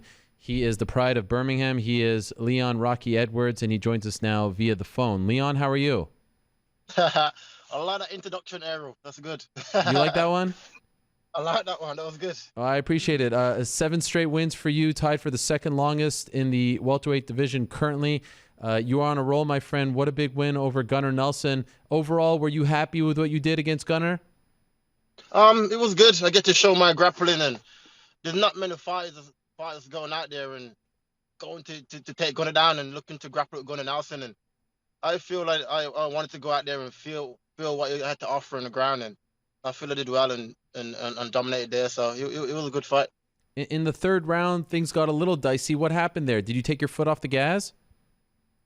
It was the last minute of the third round, and watching tapes on Gunnar Nelson, every time he gets the mount and he tries to bridge to get him off, and he always goes to the back. And I thought there's only a minute left, and there's no point now risking bridging him to roll him off and then getting choked. He's very, very good at controlling, getting back position and finishing the choke. So I thought I'd ride the last minute out and secure the victory. So, like I said, I mean, we're looking at the streak right now, what you've done as of late. Do you feel that win was enough and that performance was enough to now propel you into that title talk? I feel so. I'm like I said, I'm on a 7-fight win streak. I'm fighting back-to-back top-level guys, and I'm going out there and beating them at their own game. I fought Cowboy, beat him at striking. I fought Gunnar Nelson, beat him at grappling. There's not many guys that's doing that. You know what I mean? So I feel I deserve that title shot, and there should be no other talks about it. It's either that or give me George. So that's it for me. Speaking of that, man, obviously everyone is talking about what happened afterwards. Ever since Saturday, I mean, the clip on our YouTube has well over 1 million views now. Do you feel that this is now overshadowed what you accomplished against Gunnar? Are you upset that this is now what everyone is talking about? Yeah, exactly. Like it's madness, to be fair, because like I said, for what I did Saturday night to Gunnar Nelson, that should be the main topic. You know what I mean? So it's nonsense, really. But he'll get his day, and it'll be good. Could I ask your perspective of things? What did you say that led to him to leave the interview and come up to you? We were both doing media. I was walking past. He was staring at me. I said, "Oh, we'll fight in July," and that was it. He walked out of the interview. I walked towards him as well, and then he threw 2 shots and went behind security, and that was it. Basically, what you see in the video, really. I saw that he's saying that I came over with my hands up. That didn't happen, and it's a bunch of nonsense, really. But like I said, his day will come, and we'll see. Okay, so he said he walked to you with his hands behind his back, and that you were walking up with your hands up, and that's why he reacted the way he did. You're saying that's not the way it went down? No, he does that error. Why would I walk towards him with my hands up? Like he does that. If I did do that, he wouldn't be able to land nothing on me. You know what I mean? So I was like walking with the media girl next to me, and literally I walked over to him, and then he threw a few shots, and the security grabbed us back, and that was it. That was the whole situation. But he got away this time, and it never happened again. And so all you said to him was, "We'll see you in July." That's it. Yeah, that's it. I saw me and you July, because before the fight, I was always saying whoever wins the main event, that's my fight next in the summertime. Right. So like I said, after the fight, he was doing media, I was doing media. I was walking past, basically looking at each other, and then I said, "Oh, we'll go in July," and that was it. He was like, "Oh, maybe not." Then that was it. He walked over, threw a few shots, the security broke it up. Basically what he said in the video. He went after to do an interview, lied about the whole situation, and basically trying to make himself look bigger than what he is. But he's lucky he got away that night, and security took him away, and because he would have got badly hurt, Ariel. So it's all good. And just curious, why, like, since now you think that you should be getting a title shot, that you should be in that talk, why did you even address him? Did something happen before that got under your skin that you felt like you needed to say something back to him? No, all it was, like I said, before the fight, I was always saying whoever wins the main event, that should be my fight in the summertime. I fought Darren Till. I picked Darren Till to win. So I was pushing for that fight for the UK fans. For me and Till to fight in the summertime. So that was the plan. Obviously, whatever happened, and so I said I'll take him then. Since the way he did it as well, I'll be like I'll fight him then fight for the title. But I feel I deserve right now a title shot. There's not many guys that's on a 7-5 win streak, and doing what I'm doing and being guys at their own game. I feel I'm number one, and I'll go wherever you want to go with the fight. You know what I mean? I'll not shy away from Gunnar Nelson's grappling. I'll not shy away from Cowboy striking, and I feel if I'm number one, I should be able to mix it wherever these guys want to fight. I had Jorge on the show earlier, and he got upset when I was asking him about you, and his manager even threatened to end the interview. He did not want to say your name. He says that he shouldn't be talking about you, all these things and more. It doesn't sound, at least to me, like he is interested in fighting you. Does that frustrate you, considering what happened, that he got the shots in, and now it seems like he doesn't want to fight you? Not really. I don't think he wanted to fight from the first get-go, because we was meant to fight before. In December on the John Jones build in Vegas, and he pulled out at the last minute saying he wants to fight Nick Diaz, I think. So I don't think the man wants to fight me anyway. You're trying to call shots and call for titles. but he was on a 2-fight losing streak before beating Darren Till. You know what I mean? So I don't understand how me on a 7-fight win streak will get looked over a guy on 1-fight win streak. This sport is nonsense, and but it is what it is, and I'll just keep being on my journey and following my path, and his day will come. Yeah, I remember that when you guys were asking for that fight, and there was even some talk maybe in December. He said something in that interview with Brett afterwards that some of your cornermen can't come to the United States. Did you see that? What was he referring to? What? I didn't watch the interview, to be honest with you. I saw the clips of it. Okay. I didn't see that bit, though. I didn't see that part. Is there anything to that? Not that I know of. As far as I know, all my cornermen can travel, so Okay. I don't know what he's on about. Okay, all right. And so if they came to you and said, you know, we you know, this altercation happened backstage, we want to have this fight, you would take it? Yeah, 100%. I feel I need to spank this man. Either give me the title shot next, or give me Masvidal. So that's my two options I've got. Okay, and what happened afterwards? I understand cops came to the hotel. Could you tell us what happened in the aftermath? Basically, I got back to my hotel. Police was there, and that's it really. Saying if you want to press charges, and that's not what I'm like. Where I'm from, that don't come to my head. You know what I mean? So I said no. That's it, and that was it really. So they asked you if you wanted to press charges, and you said no. No, yeah, exactly. I said no, and that was it. And what about the UFC? What did they say? Because there's no commission, right? So the UFC's in charge here. Yeah, exactly. There's no commission in the UK, so the UFC, for this incident is in charge. But so far, I haven't heard much from them. My management team now is trying to is speaking to them, but I haven't heard nothing really, not yet. Would you like to see him reprimanded in any way for this? I don't know. That's not my decision here.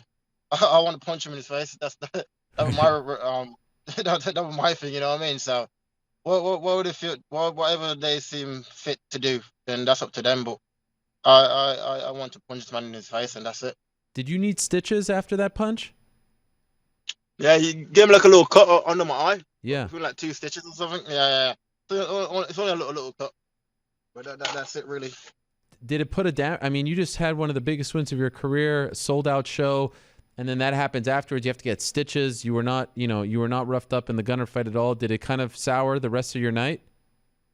Yeah, literally, I couldn't enjoy the victory for what I just accomplished as well, and the way I did it. To a caliber fighter of Gunnar Nelson, I should have been more excited about it. But like I said, I was fuming. I was fuming from after that, so I didn't really enjoy it after that. I got back to my hotel, I packed my shit, and then I came back to Birmingham where I live, and that's it really. Wow, that night you went back that night.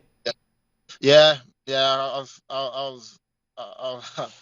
was too mad, man. So I was packed my shit, got my shit together, and everyone just went back, and that's it. How far of a drive is that? Not that far. It's about 2 hours. Oh, okay. All right. So not too bad. Nah, ain't too bad. Do you wish you got in a shot? Like, does it bother you that you didn't get in a shot on him? Yeah, I think that's why I was so angry about it. Because as soon as he threw his little baby punches, the security grabbed me, so I couldn't even get to the man. And I think that's why I was smashing up everything backstage. That's why I was so angry about what happened in the situation, because he did what he did, and they held me back. You know what I mean? So. It's nonsense to me, really, but I'll get him one day, and that's it. Yeah, did you ask them why that happened? Why they held you back and not him? Errol, listen, the man threw the punches and got behind the security, and then the one behind me grabbed me, and that was it. I said, so I didn't really press them about it. Why it happened or what happened? I was just fucking. I was mad, and that was it. Okay. Well, it seems to me, I know he was talking about title shot, but it feels to me like this has to be the fight now. I mean, like something like that happens backstage, you got to put this fight together. Yeah, it has to happen. I would prefer the title shot. Like I said, I'm on a 7-fight win streak. In one of the hardest division in the sport, so I feel I deserve the title shot right now. But that fight has to happen, even before or after. But that fight will happen. You know, we were just talking to Corey Anderson, who's not on the same kind of winning streak as you, but was expressing frustration over the fact that he doesn't get talked about in his division. perhaps because his wins are coming via decision. Do you feel like because your wins are coming via decision still that you're not getting this, like anyone on a 7-fight winning streak is getting talked about in that discussion. And right now there's Colby, Masvidal's putting himself in there because he got knocked out. Do you feel like it's because the fact that you're fighting tough guys and you're going the distance with them, that's why people aren't talking about you like that? Probably, I don't know. But all these guys are fighting. I'm dominating them in their own field. You know what I mean? I'm striking with the strikers. I'm out grappling the grapplers. I don't understand what else they want. Obviously, the finish would have been good. That elbow landed on Gunnar Nelson on Saturday night was a lovely elbow, and yeah, I feel I rushed my ground and pound a little bit too fast. Sure, took my time a little bit more to finish him. I would have finished him, but I live and learn, and I keep growing, and I'm enjoying this process, and I'm enjoying my path that I'm on. And when my time comes for that title shot, I'll get that belt. Yeah, that lead elbow was phenomenal. Do you think you got a little too excited that it connected so well? It was a lovely elbow because yes, we drew it in camp. Cause we realized every time Gunnar Nelson when it breaks the clinch, he kind of break lazy, like he drops his arms and everything. So if you watch the fight, every time he was breaking the clinch, I just kept throwing elbows, and that was a lovely one that landed. But like I said, I over rushed the ground and pound and couldn't get my shots in properly. But it is what it is. We're here. We got the victory. 7 wins in a row now, and it's good. So all good. What was your reaction when you saw Till get knocked out like that? Because it seemed like you guys were maybe on a collision course. To see him lose that way, what did you think? It was madness because I was doing media. Then I took some time to watch the fight, and like I said, I picked Darren Till to win the fight. And to see him to get put out like that was mad to me, to be fair. But I wish him well, and I hear now he's back home with his family and he's healthy, and that's the main thing. I feel he should move up now to middleweight and probably make a run there for the belt. I feel the weight cut's too big for him. It might just take it's taking his toll on his brain and probably and the shots. Because people at Masvidal should be knocking you out like that, you know what I mean? What about? And he was winning the fight up to that point. Right. Yeah, I mean, the first round went well, and then have some. I know he's got this thing with Piers Morgan, but you see that he's making fun of him online. That's horrible. Yeah, it's nonsense, really. Disgusting. I'm seeing people going online and they're like mocking him, and I was like the other day he was the best thing ever since sliced bread. You know what I mean? Yeah. And now he lost. Everyone's mocking him. I seen people messaging him, and even got one of my friends trying to message him. I said, "What are you doing? Don't you ever do that?" And I can't respect people who try to attack people while they're down like that. You know what I mean? So I wish him well. I wish him good health and hope he's okay.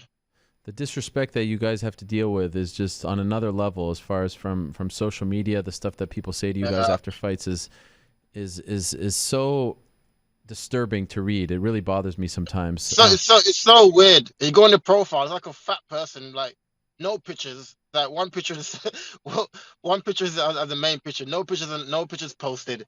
They follow 2 people, and like it's weird. It's like a weird profile. That's like commenting mad shit. I was like, it's weird. It's a weird game. And so, what is the message to Jorge? Because he seems pretty adamant that he wants nothing to do with this fight. What would you like to say to him? This man don't want this fight for some time now, Ariel. So it is what it is. My aim is the world title. I want to be a world champion. I want to do all from Birmingham, from where I'm from the UK. I want to be able to win a world title from the UK, and that's my dreams and that's my plan. Jorge the time will come and he'll get his beating that he's looking for. But before it's all said and done, you want that fight some way, somehow. That fight has to happen, Ariel. Either see him, he probably see him on the street, wherever I see him, there's gonna be a fight either way. So you might as well do it in the cage. Wow. All right. Well, I appreciate you coming on, Leon, and clearing the air and telling your side of the story. I'm sorry that this happened, but glad to see that you are okay. And again, congratulations on the win. It shouldn't overshadow what you did against Gunnar Nelson. Very impressive stuff. So enjoy that victory, and I'm looking forward to what's next for you. Thank you, Ariel. All right, there he is, Leon Rocky Edwards. Appreciate his time. Big win for him. Of course, everyone talking about what happened with Jorge Masvidal, and now it's interesting. He wants the fight. He's on the 7-fight winning streak. Masvidal's on the 1-fight winning streak. Doesn't seem to want the fight, and now it's I mean, it feels like with all the talk surrounding this fight and with all the buzz now surrounding the fight and what happened and all the views that it garnered, feels like it's the fight that has to happen. I mean, I don't begrudge anyone who is trying to go out there and try to get a title fight, but certainly there's now a lot of interest in this fight. 7-fight winning streak, like I said, tied for the second longest active streak at welterweight. He's won 6 of his 9 UFC fights by decision. That could be part of the problem. Second most at welterweight since his debut in 2014. And Leon Edwards is one of 3 UFC fighters who are 3-0 or better in London. He's 3-0. Like I said, Arnold Allen, 3-0. Michael Bisping, 4-0. All right. One more interview to go. And in a matter of moments, we'll be joined by AJ Agazarm.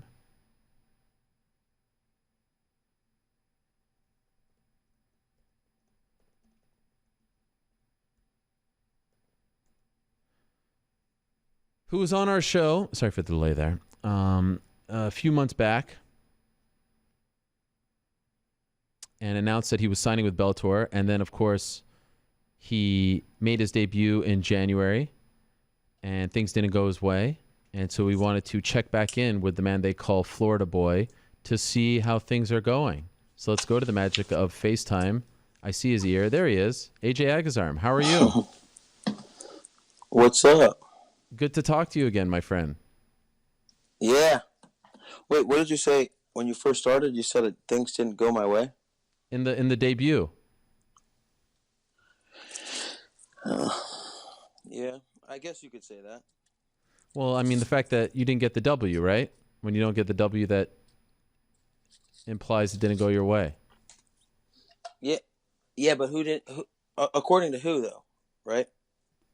The judges. Yeah. At the end of the day, I mean, I didn't lose sleep over it. I wouldn't have been happy if I would have been given that decision. I had some missed opportunities, and, you know, he squeaked out, I guess, in his eyes, a victory, but that was no victory, in my opinion. Do you think you deserve to win that fight? I think I should have finished him much sooner, but, you know. Did we lose him? Yeah, it looks like we did. All right, we will get back to him. Interesting start to the interview. I was just sort of setting the scene there. I wasn't really waxing poetic about what transpired in the fight. It was a fight that happened back in January at Bellator 214.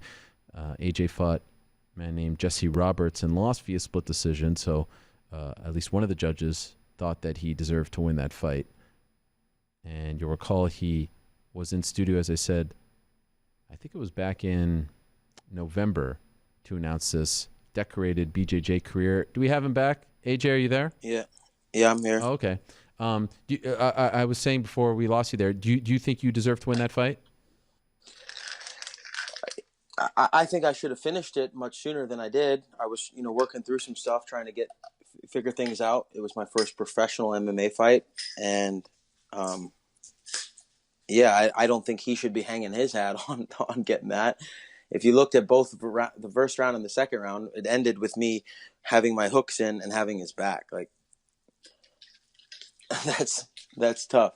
That's tough for any man. If there's no time left, if it's just, hey, we're coming up against each other in a street, there's not going to be anybody that's going to come around and say, hey, time's up. So there's the sport aspect of it. So it makes me have to work within those 5-minute intervals, right? Those 5-minute intervals that I need to be able to do whatever I need to do to get the job done. So I think I was working through that. It was still kind of, a very new process, and it was crazy being in there. I mean, it's a fight. It's a fight in front of hundreds of thousands of people on Paramount television in a big city. Like I said, Leonardo da Vinci wasn't judged by his first painting. It took years for people to see him as the great painter that he is after he came out with Mona Lisa. But it's not going to take me as long to be be a great fighter, as it did Leonardo da Vinci to be. Hello? Yeah. I'm here. I'm listening. Can't hear you. You can't hear me? I can hear you. Leonardo da Vinci? No, you can't hear me at all? What's happening? Take the headphones Can't hear out. you. Take the headphones out. Maybe you can hear me then. The audio's linked over. It's. I'm hearing other stuff. I'm not hearing anything you're saying. Try taking the headphones out. Can I hear you now? Hello. I keep getting ads. Ads? What is happening? This is There you go. bizarre. Now I can hear you. There you go. Now I can hear you. Oh, how are you now? Can you hear me? Yeah, now I can hear you. Okay, sorry about that. We heard everything that you said, though. Okay, cool. So am I done? Yeah, well, no, not done, but I get what you were implying there. By the way, what are you doing? Are those nunchucks? Yeah. Oh, yeah. These are nunchucks. Wow, look at you. They're really heavy nunchucks too. Whoa, they're steel. Yeah. Woo. Whoa, if those hit you in the Almost broke my phone. If those hit you in the groin, that would be problems. Yeah. So you got to really work on all those things. You got to have the timing down. What is that?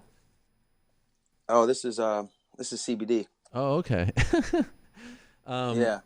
Do you have your CBD is great. Yeah. Iaquinta was talking to me about that earlier. Do you have your next one lined up? My next CBD shot? No. No. I only do one a day. No, next fight.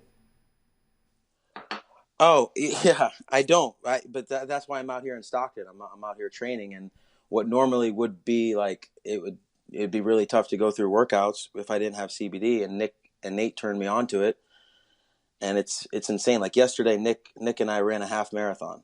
Oh. In Stockton. That's 13.2 miles. Yeah. Or something like that. I don't even know. I think we finished like 13 and a half, but yeah, we ran a pretty good amount yesterday, and what would normally be really painful on my knees or my joints, I just have been rubbing CBD balm on it, and it's been able to, make this whole training process out here in Stockton really painless. And I've been enjoying the workouts much, much better. It's actually funny because Nate was telling me about, he used to rub CBD balm on him all together on his body, and he'd feel so much better, be able to train. And then he told me about it, and Nick told me about it. Nick educated me on everything that was important about it. And I started rubbing it on my elbows because I don't know if you saw my first fight, Ariel. Yeah. I was having problems getting full extension on my punches. And a lot of that had to do with the joints in my elbow being not being able to get full extension, because I don't know if you've seen any of my grappling matches. People like to try to armbar me. So it's been tough on my joints, and I haven't been able to get like full range, full reach with my punches. And Nick's been working me through that, and they told me about using CBD. So I've been rubbing CBD on my elbow, and I have now much better full range for a punch. And I think that was one of the things I wanted to, was a big takeaway for me in that first fight. So it's been helping heal in that process in like the natural way. I think what a lot of people do to overcome pain is they take aspirin or ibuprofen, and you would just ruin your liver. But CBD is a way to help that inflammation, strengthen the joint, and reduce the pain. And it's been crazy. Wow. So we just finished a half marathon yesterday, and I feel great. I could feel I could go do another one. Whereas like when I used, people don't know this about me, but I used to run track and cross country, and I swam in high school. I did that. And that's one of the reasons why I look up to Nick so much, is because he embodies that whole true martial artist spirit to be able to do anything. Whereas a guy like Ben Askren, for example, like he's so one dimensional. He's a wrestler, and he's a shitty wrestler for MMA.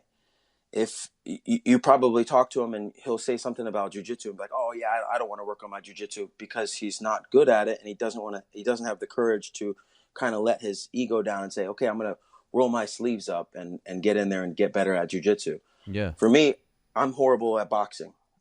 There's no doubt about it. I spent the first half of my life working on my wrestling, my endurance with cross country and swimming, then moved into Brazilian jiu-jitsu, and now I'm, building the striking aspect of it with two of the most uncompromising individuals you'll ever meet, not only in the sport of MMA, but the sport world in itself. So let me ask you, AJ, because I recognize that kitchen. I was going to ask you about that. I recognize the new fridge. I'm all up on the Instagram stories and whatnot. I pay attention to everything.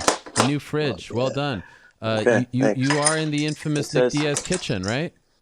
Yeah, it's it. Can you read that? Yes, this is. I feel like I'm in like one of those movie sets where I get to say, "Don't be." Yes, I see that. This is amazing. Ariel, Nick told me he said because he just left right before he called me. He told me you were supposed to call at 12:45, and he was over here lingering, and I could tell he's like, "I don't want to talk to Ariel." Oh, come on. And but I swear to God, he was lingering, and I was like, "Well, what are you lingering for if you don't want to talk to Ariel?" And he started running. Why?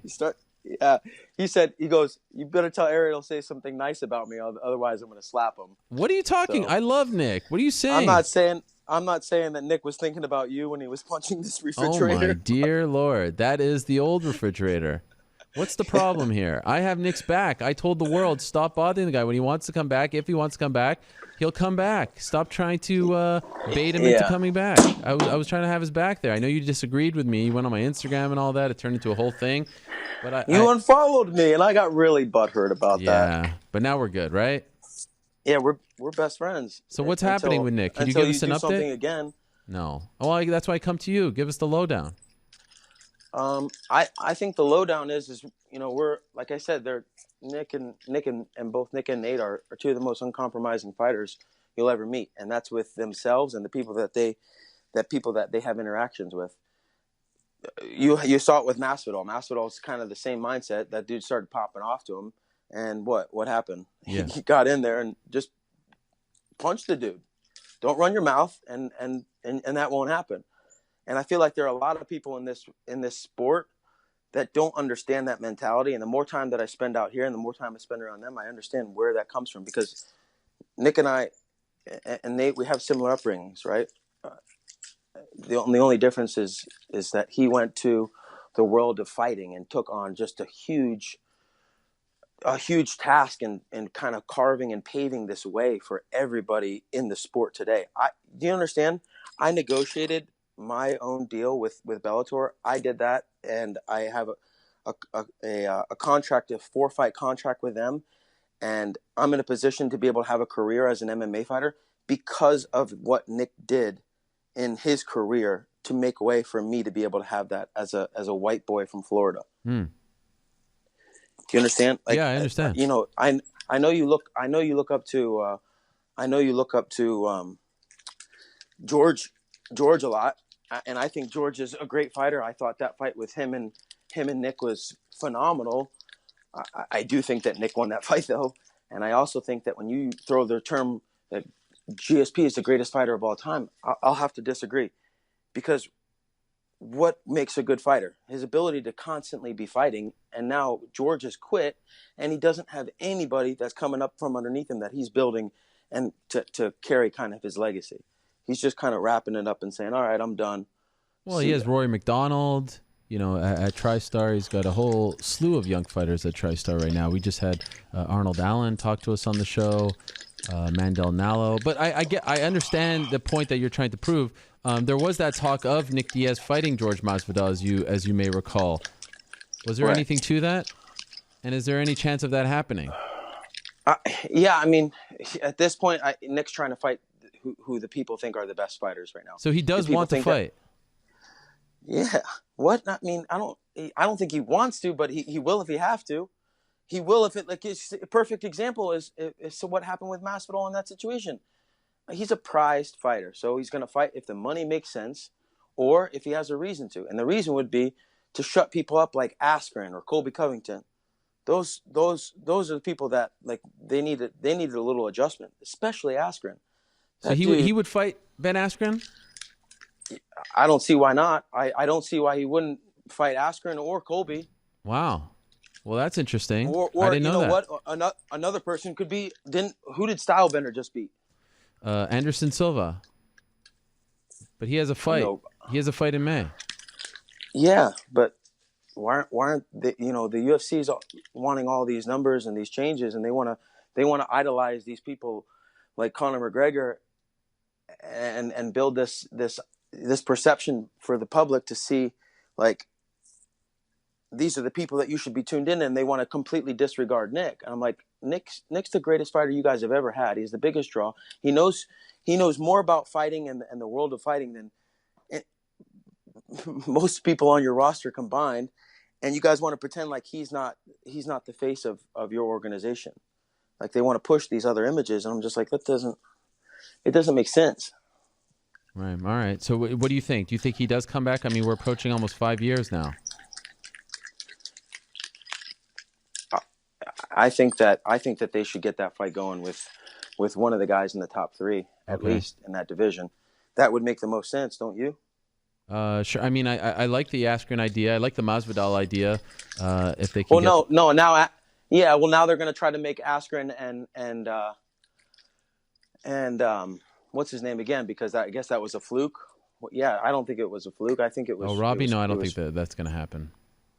I hope not. Then put Askren to fight Nick. Okay. I wish I knew this before. Askren came on. Would have asked him.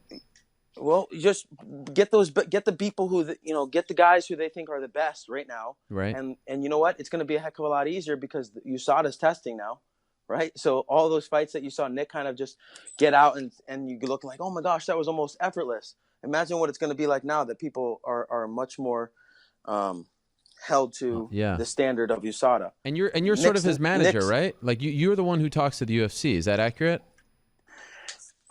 We're a team. Right, we're all a team. You're the link, I guess. You're the one having the discussions. I'm just here doing my part, whatever that is. Right now, yesterday my part was get on the road with Nick and run, and we ran for 13 and a half miles. Wow. And Nate was with you guys too, right? Yeah, we met up in the end of the day because he did his run the day before. Oh, okay. And he did his run his day before with Chris Avila, and he's got a fight coming up in Bellator, so they're getting ready. We're all just here getting ready. And yesterday when we went on this run in Stockton, like he showed me his old high school, the old parks he used to get in fights in, some of the other stuff, and it really gave me an insight and perspective into how he became the guy that he is today. And I think a lot of that has to do with his upbringing, right? Right.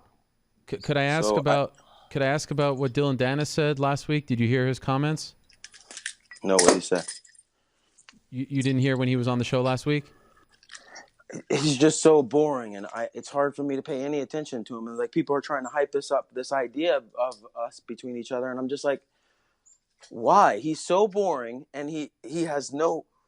He's a prime example of single dimension. Like what does he do that's good? Jiu-jitsu? He's got 30 matches at black belt. I have 200.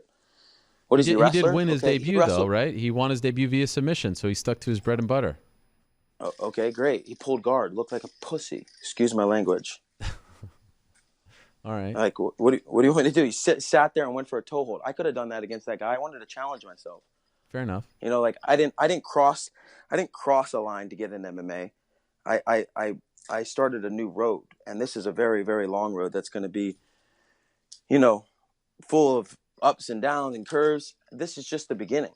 Like that first fight was important to me to just get things running. I took it on 2 weeks' notice, and the opponent changed 4 times. Hey, it'd be great. It'd be real nice to have the treatment that Dennis gets. With his only thing that's enabling that is his relationship to his friend Connor. That's kind of putting his career on a silver platter. Right. What has he done? Like, he wrestled in high school. I don't know, like 1 year. I wrestled in high school and college. I got a degree in college. And then I got my black belt. And then I became a world champion at a black belt. And I ran cross country. We're gearing up for a big triathlon season. And like, this is what makes, this is the formula. This is what changes that. And like, he wants to pretend like he's a better fighter than me. Okay. Then figure it out. I sure as heck don't think that you should feel comfortable if we come face to face or if we're around each other, because that's not going to look good on you. So his best bet's to stay away and say as much things as he can to try to intimidate me. But I think he knows damn well that he's got no intimidation or ability to get under my skin. I wish that society and even MMA fans as a whole would see a better value in these guys that go through it, like guys like Nick who went through so much road work and miles and hours and time and spent. He's taught me these nunchucks. Yeah, he's taught me these nunchucks, and this has taught me so much about that. I've learned so much about striking with nunchucks. Okay, right? But you can do so much. Wow. Oh my. You can learn about speed, timing, balance, and these are the things that the other guys don't want to do. Like, they don't want to go and put a half a marathon in on St. Patty's Day when all their other friends are doing it. They don't. Ben Askren doesn't want to go into jiu-jitsu practice and put the gi on. I did, and I was the only American that was in there doing it. And Nick the same. He's a black belt as well. AJ, unfortunately, we're out of time. We have a hard out, but this has been great, and I appreciate you taking the time, updating us on a lot of different things. Can you hear me? Yeah. Okay. Keep us posted on when you get that next assignment. Yeah, I'll keep you posted, and then I'll send you some samples of the CBD product that we have almost finished. It's in final negotiations. This is what Nick has been working on with his brother. They're building a pretty good company, and we got some samples. I'll send you some because it'll help you. All right, I appreciate that. Thank you, AJ. I didn't have a gift for you, so no, I feel it's okay. bad. Look, your presence alone was a gift. See you, bro. Bye, AJ. There he is, AJ Agazarm, joining us. Appreciate his time. Before we go, some breaking news. Just announced moments ago, ESPN Plus will be the exclusive distributor of UFC pay-per-view events in the United States through 2025. This will make ESPN the single point of purchase for consumers of the top UFC events each year and extends the partnership between the companies for 2 additional years. That's right. You heard me correctly. 2 additional years. So originally it was a 5-year deal. It's now a 7-year deal. This deal will begin at UFC 236 on April 13th, a card headlined by Max Holloway versus Dustin Poirier and Israel Adesanya versus Kelvin Gastelum, both interim title bouts. UFC pay-per-view events sold through ESPN will include all bouts on the main card, early prelims, and prelims for all pay-per-view events will now air on ESPN or ESPN Plus. Notable as well because for the last couple months, the early prelims were on Fight Pass. Now on either ESPN or ESPN Plus.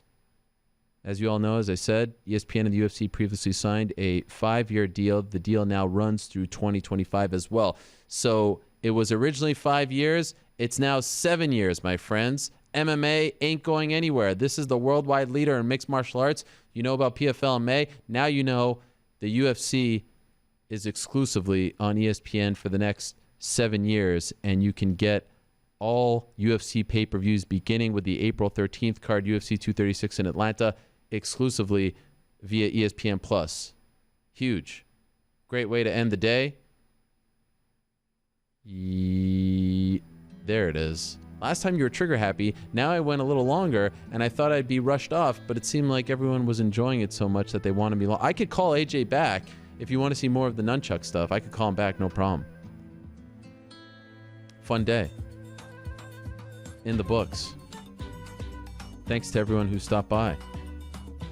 Congratulations to all the big winners in London. Congratulations to Michael Bisping, who was announced as the first inductee for this year's Hall of Fame class. That's going to be great. I'm looking forward to that.